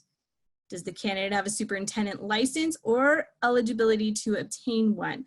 Now, we do a check on all of the candidates and verify their licensure. There are a couple who are licensed out of state, and basically we take that to mean they as proof that they should be able to receive a license in Oregon. So at this time, I'm unaware that anyone has a license issue in your candidate pool. All right, and lastly, would you like to know more about this candidate in an interview? So this is your handy dandy do's and don'ts of screening application files. So let me hop over here and talk about these protected class areas. Sorry, went a little brain dead there for a second. And I want to bring up implicit bias, which you may or may not have heard before, but basically implicit bias is an unconscious bias that we all have, and typically we don't realize we have it. And it's an unconscious preference for or aversion to anything, really. So it's important to be aware of it as you're going through these things. Just know that it exists. Maybe you catch yourself thinking something and realize, oh, I shouldn't be thinking of it. Another area that I personally think is easy to kind of slip into potential discrimination is age. I don't think that it's thought of as, you know, oh, I just discriminated against someone because of their age. So thinking about length of career and how long someone's going to stick around can and typically is, in fact, age discrimination. So if you're looking at a candidate and they've got a long work history and you're thinking, this person might be close to retirement, and I don't think that we want someone who's just going to retire after a year or two. Well, that's age discrimination. Vice versa, young, not a lot of work history, not sure how long they'll be here before they move on to a new job. And that can also be age discrimination. So I point that out because it's important not to do it. And I think it's real easy to miss that it is in fact age discrimination. So as I go through these forms, you're going to get to a rating sheet that I have sent to you all. That's how you're going to take notes. So I just wanted to say here, be careful what you write down. Make sure you don't write anything discriminatory down, because everything that you write down needs to be kept for a minimum of 3 years. It gets archived and could potentially be part of a public records request. And, you know, in theory, maybe that information wouldn't be revealed because it's confidential. However, it's really just best to make sure you're aware of what you're writing down and kind of thinking of that in terms of, you know, 2 years from now, if a stranger wrote this, would it be considered discriminatory?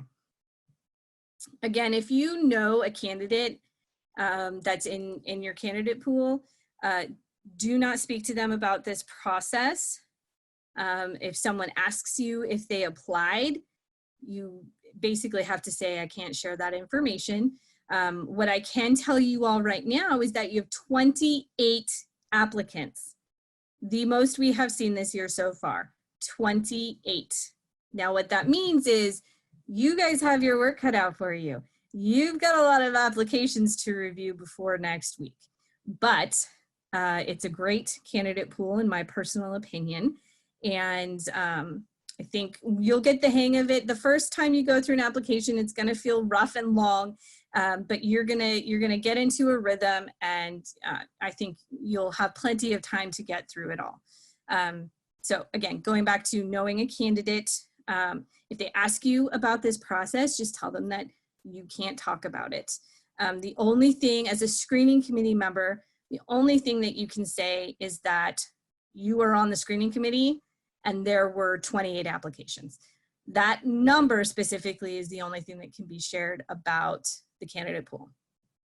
So again, don't Google anyone.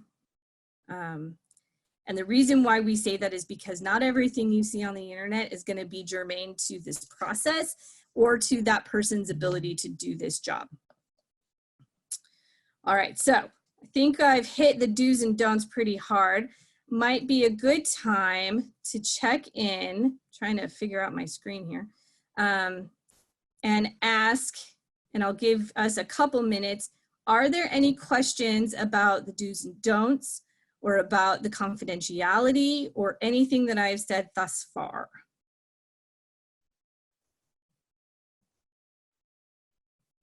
I do have a question, Sarah, just for the group, just to clarify. I already know the answer to this, but I think it's important to talk about it.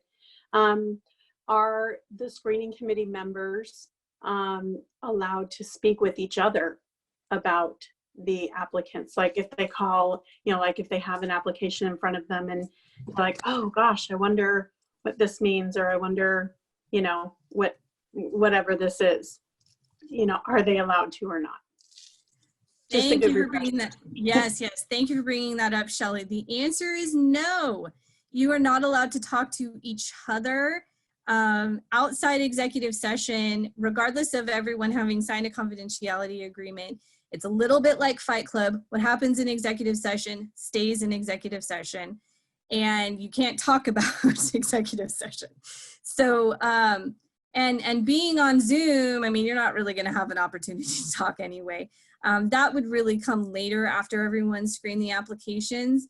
And typically, you know, when we're all able to meet in one location and in person, I would normally be facilitating a feedback process where the screening committee members get to comment and provide that information to the board. And that's really the only time they really have an opportunity to talk about these candidates together. It's not really, you know, oh, did you see this and anything like that while you're individually reviewing this information, you know, privately in your home. You probably are going to want to, but you just can't. Really, it can only happen in executive session. So thank you for that, Shelley. Any other questions? I have one. Yeah. I assume we are here to reflect our own diversity, our own opinions with respect to the district as a whole, rather than represent our specific category on the committee. Is just comment on that. That would help me, I think. Sure, yeah, right.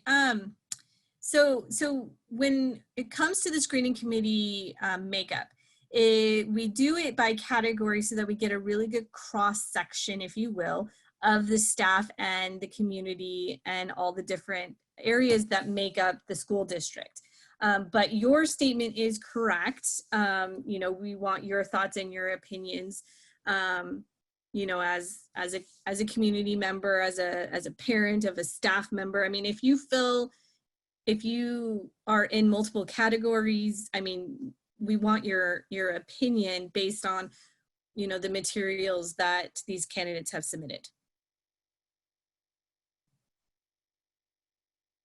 Okay. Hey, Sarah, just a quick question here. Suppose one of these candidates, something becomes public knowledge. For example, something shows up in the news about this person. How does that play into our decision, or how do we handle that? It should not play into your decision at all. At this point, we're really only looking at application materials. If there's newspaper articles or things in a candidate's background That information will be discovered by the board and myself prior to an interview. So if out of 28 candidates, a majority of those folks are not going to be invited for interviews. If they weren't going to be invited for an interview, then there's no point in doing an internet background check and news articles, social media. The folks who are identified to be invited for interviews, those are the folks we're going to do these checks on, and we're going to get that information prior to an interview. So it's really more for the board. At this time, with the screening committee and the board reviewing applications, we are only looking at what was submitted with the application. Okay. Hey, Sarah, this is Greg. Hi, Greg. Just a reminder to follow on Shelley's comment a little bit. In addition to not talking with each other, each of the screeners and board members need to be sure they are in a private place when they're doing the reviews on their computer, and not turn to who else might be in the room and say, look at this, can you believe so? And it just has to be totally private. It can't be with somebody else looking over their shoulder on their computer. So I just wanted to highlight that. Yes, thanks, Greg. Yes, and I will do another reminder right before we go into executive session as well. If there's anyone else in the room with you, you'll either have to leave the room yourself or ask them to leave the room. This will really need to be done in private. Okay, last call for questions, and then I'm going to move us on. Okay, so I'm going to scroll through a little bit, and we're going to go into our sample application materials. So these are documents that us at OSBA have created. Some of the information may be technically accurate, but the candidate is fake. All of the information on the resume is made up, if you will. So just keep that in mind as you're looking it over. So I just wanted to give everyone a good sample of a resume and be able to point out areas of potential interest. So obviously everybody's resume is going to look a little different, but they should all contain the same general information. You know, what area do they reside in? What's their education background? And I will show you later in Revelis another area to find this information, but it should also be on a resume. Everywhere that they've attended post-secondary school and any degrees that they have. And then we get into their work history. And this is where I'm going to spend a little bit of time on. If you hopefully can see, and I know this font's a little smaller, so I'm going to scooch it there. Is that good for everybody? Can you see the whole screen? All the writing on the screen, I mean? Okay, great. Thanks, guys. So I scrolled down a little bit here to where I've got it highlighted. And normally I would ask some questions and get some interaction, but I think it'll go a little bit smoother if I just go ahead and tell you. The reason why we've highlighted this, and hopefully you've already figured it out, this fictitious person was superintendent at a school district at a decent ADM, and they left in April of 2002. And obviously April is prior to the end of school year. So in theory, that should throw some red flags up for you when you're looking at a candidate's resume or their work history in Revelis.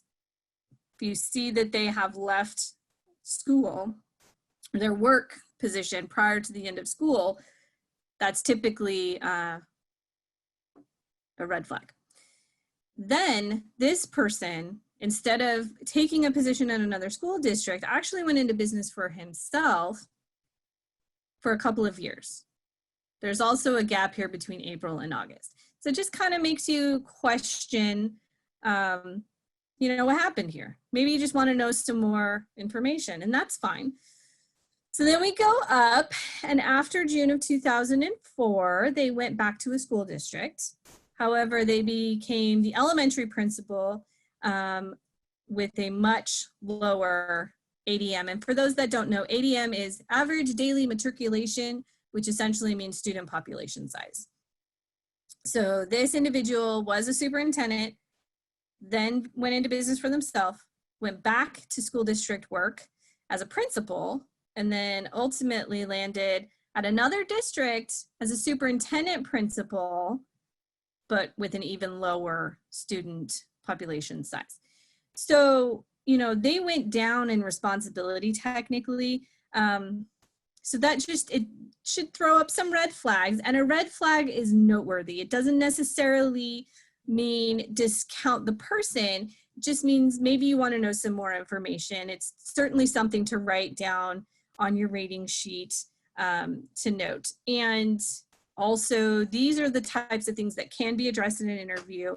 If after looking at the candidate's application materials, you still think that they should be granted an interview, that's fine. And this is one of the things that can be covered in an interview. So don't let a red flag taint your view. You have to weigh how important it is to you, the information that made that red flag go up. So take notice of when they start and stop positions, and a lot of information about things like this are also covered in a series of yes/no questions that are also in Revelis. And it's kind of choppy here, but I'm gonna throw this up here, this additional questions, because I want to show you guys what it looks like if somebody answered yes. And the reason for that related to a resume is that the question could be about leaving a place of employment under an allegation or violation. So here I just have a sample.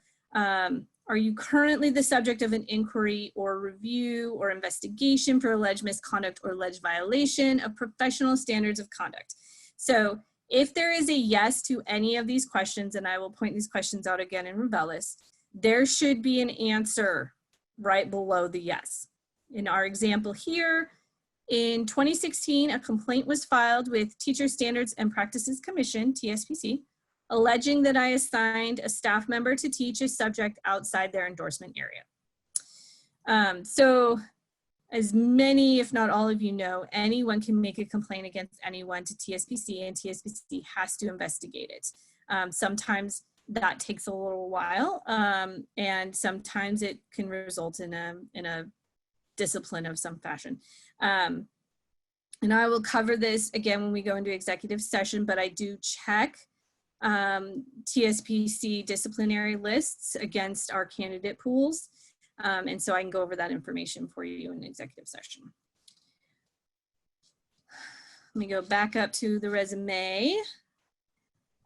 One thing you might want to look for are community service, awards, professional affiliations, activities that they're already involved in that might show their commitment level outside of just work. And sometimes, you know, that can be noteworthy and important. All right, we're gonna transition into letters of interest. So I've given you 2 sample letters of interest, and I've highlighted some sections in each. This first letter, I only really highlighted one area. So my personal opinion is this first letter here is marginal. This letter does not make a connection to the district. This highlighted section shows a bland explanation of an accomplishment. There's no detail. When we're looking at letters of interest, we want to see, you know, are they specific in their accomplishments? It's not only what they want to do, but what have they done and how have they done it? It's essentially a way for them to sell themselves. So, you know, how well do they know your district and your community? And did they make a connection? Did they put in the energy of, you know, doing their research and whatnot to show that they are in fact interested? It is a letter of interest. So that first sample letter, in my opinion, is again, marginal. The second letter of interest, in my opinion, is much stronger. One thing you might see right away is that it is longer, for one thing. I've highlighted 2 sections. It's much more detail in this. And you have to read for tone when going into these letters of interest. This is also a great way to see how well they write and communicate.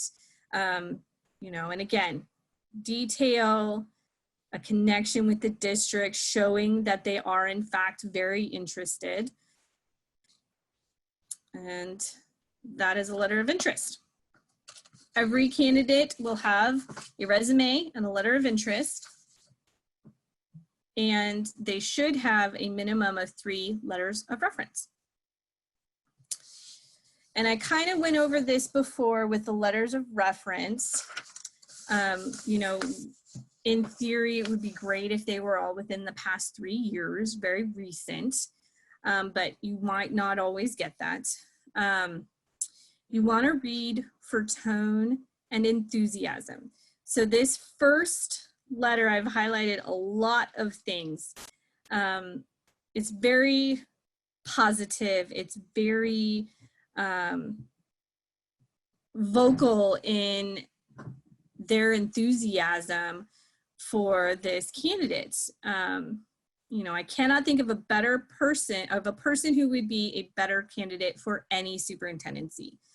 So this person clearly feels that this candidate can do the job, that they would do it well, and they have experience working with this person. They know this person's strengths professionally, if you will.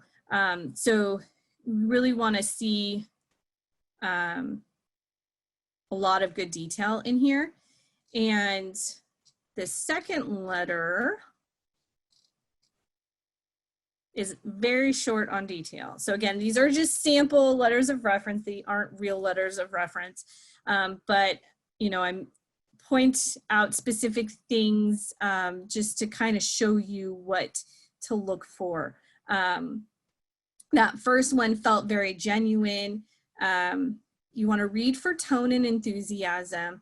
And if the statements are specific to the candidate, and then also, as you're going through these letters, you kind of want to see how does it match the qualities and qualifications for the position.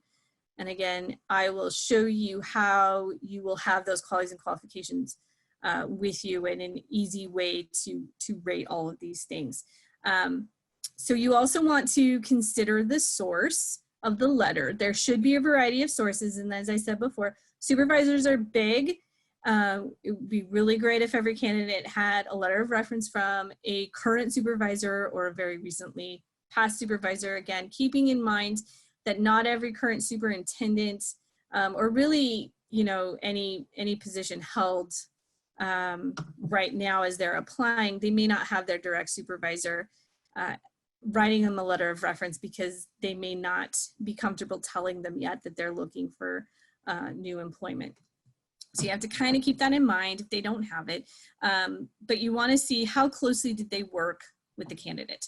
So this second letter is shy on accomplishments and superlatives.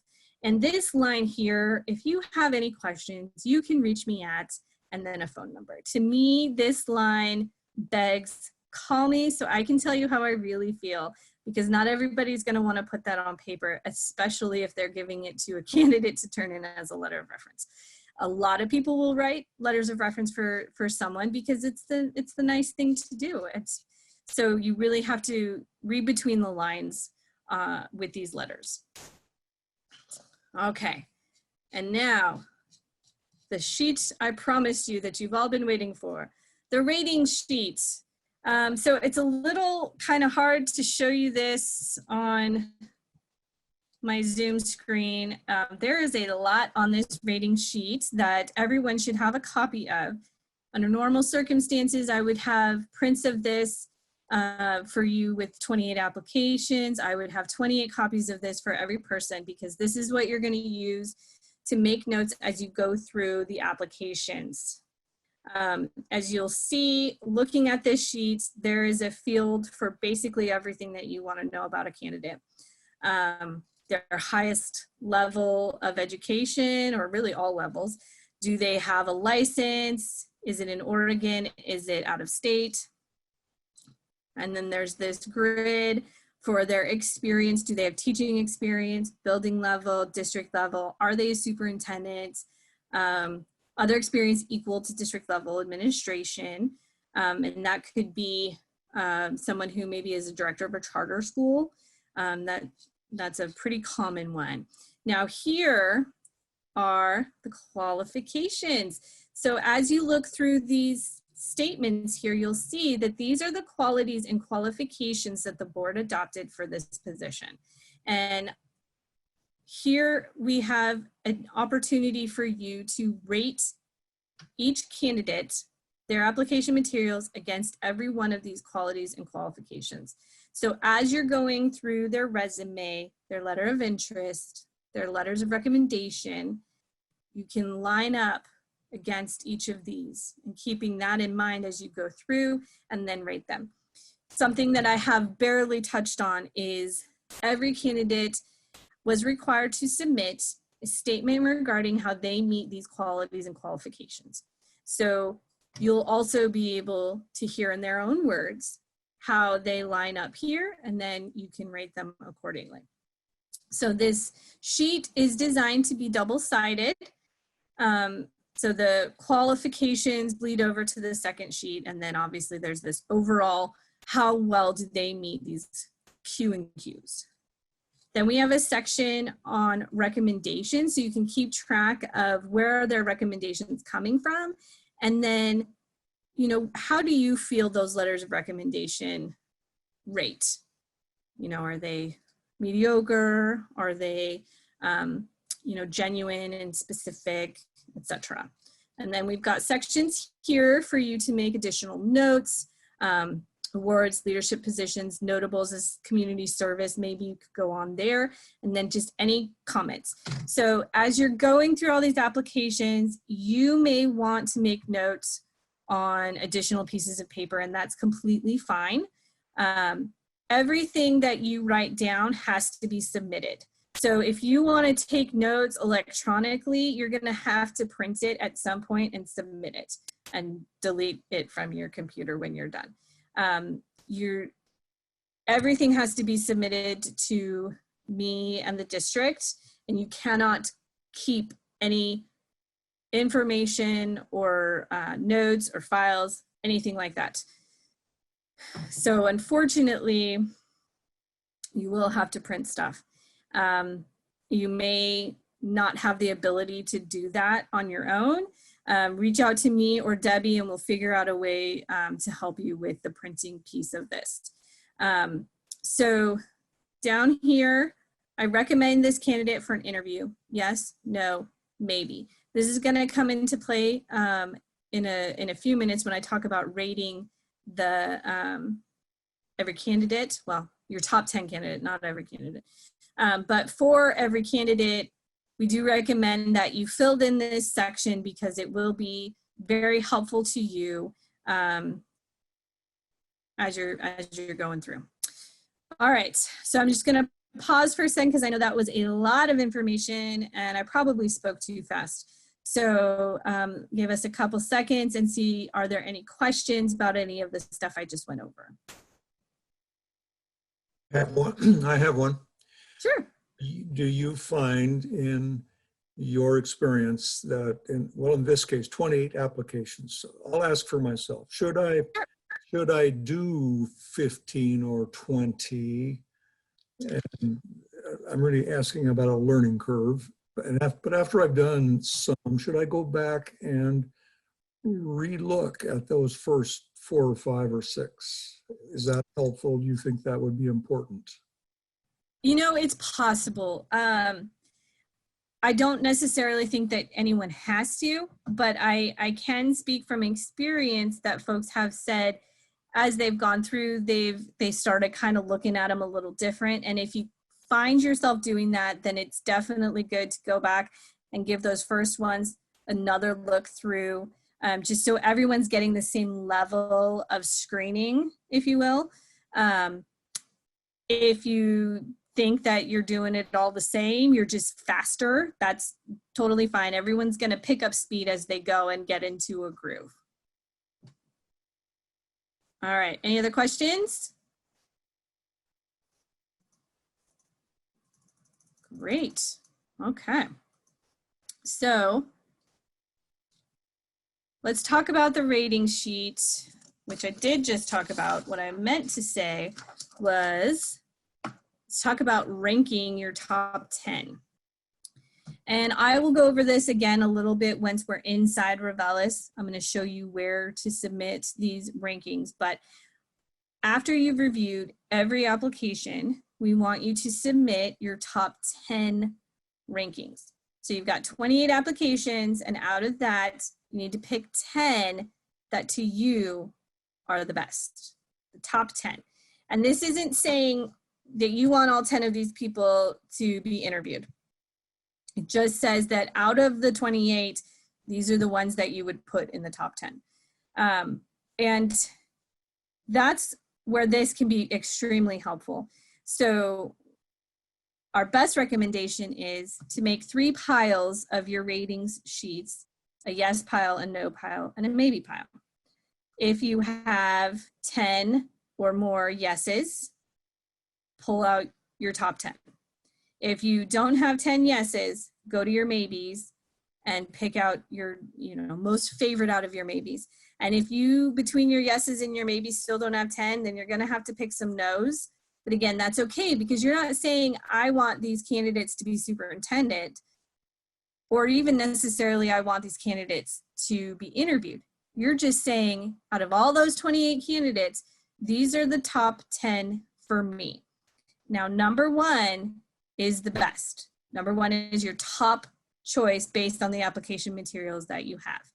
And 2 is 2, 3 is 3, and so on. You also have to submit 10 in order for your rankings to be considered. If you do not submit all 10, I cannot consider your rankings in my report to the board the following week. And you have to give only 10 candidates and each number only once. So the system, unfortunately, is going to let you give more than one person a 3, but you need to make sure that you're only giving one person a 3. You're only assigning a 1 to one person, a 2 to one person, a 3 to one person, and so on. And at the end, after everyone submitted their rankings, I will be creating a report that lists out how all these candidates lined up with the rankings by the board individually, by the screening committee individually, and then a combined report of the board and screening committee together. So it'll show the candidate and all of their rankings, and the next candidate and all of their rankings, so we can see how these candidates are kind of lining up. And it really is just a good way to start a conversation about who are we wanting to continue on in this process. So again, I will go over this when we're inside Revelis, and I can show you where you're going to be doing these rankings. And the system is not going to tell you when you've given a number more than once. So while you're going through it, just try to be very careful. It's also not going to tell you if you've only ranked 7 out of 10. So again, just be careful, and I'm going to do my best to monitor these rankings as they come in. And if I see that someone didn't submit all 10, or they've used 4 multiple times, then I'll reach out and let you know. But if you wait until the last minute to submit your rankings, I might not have enough time to get that update to you. So just keep that in mind. And just like when we go into executive session and we want to make sure that we're alone in a room, when you're reviewing these files on your own, it's the same thing. You should treat it like an executive session. No one else can see your screen. No one else can see candidate names or information. You just really have to protect the confidentiality of it. All right, so I'm going to ask if there are any other questions, and then I'm going to move on into the Ravello section, and that will be done in executive session. So before we go into executive session, are there any questions?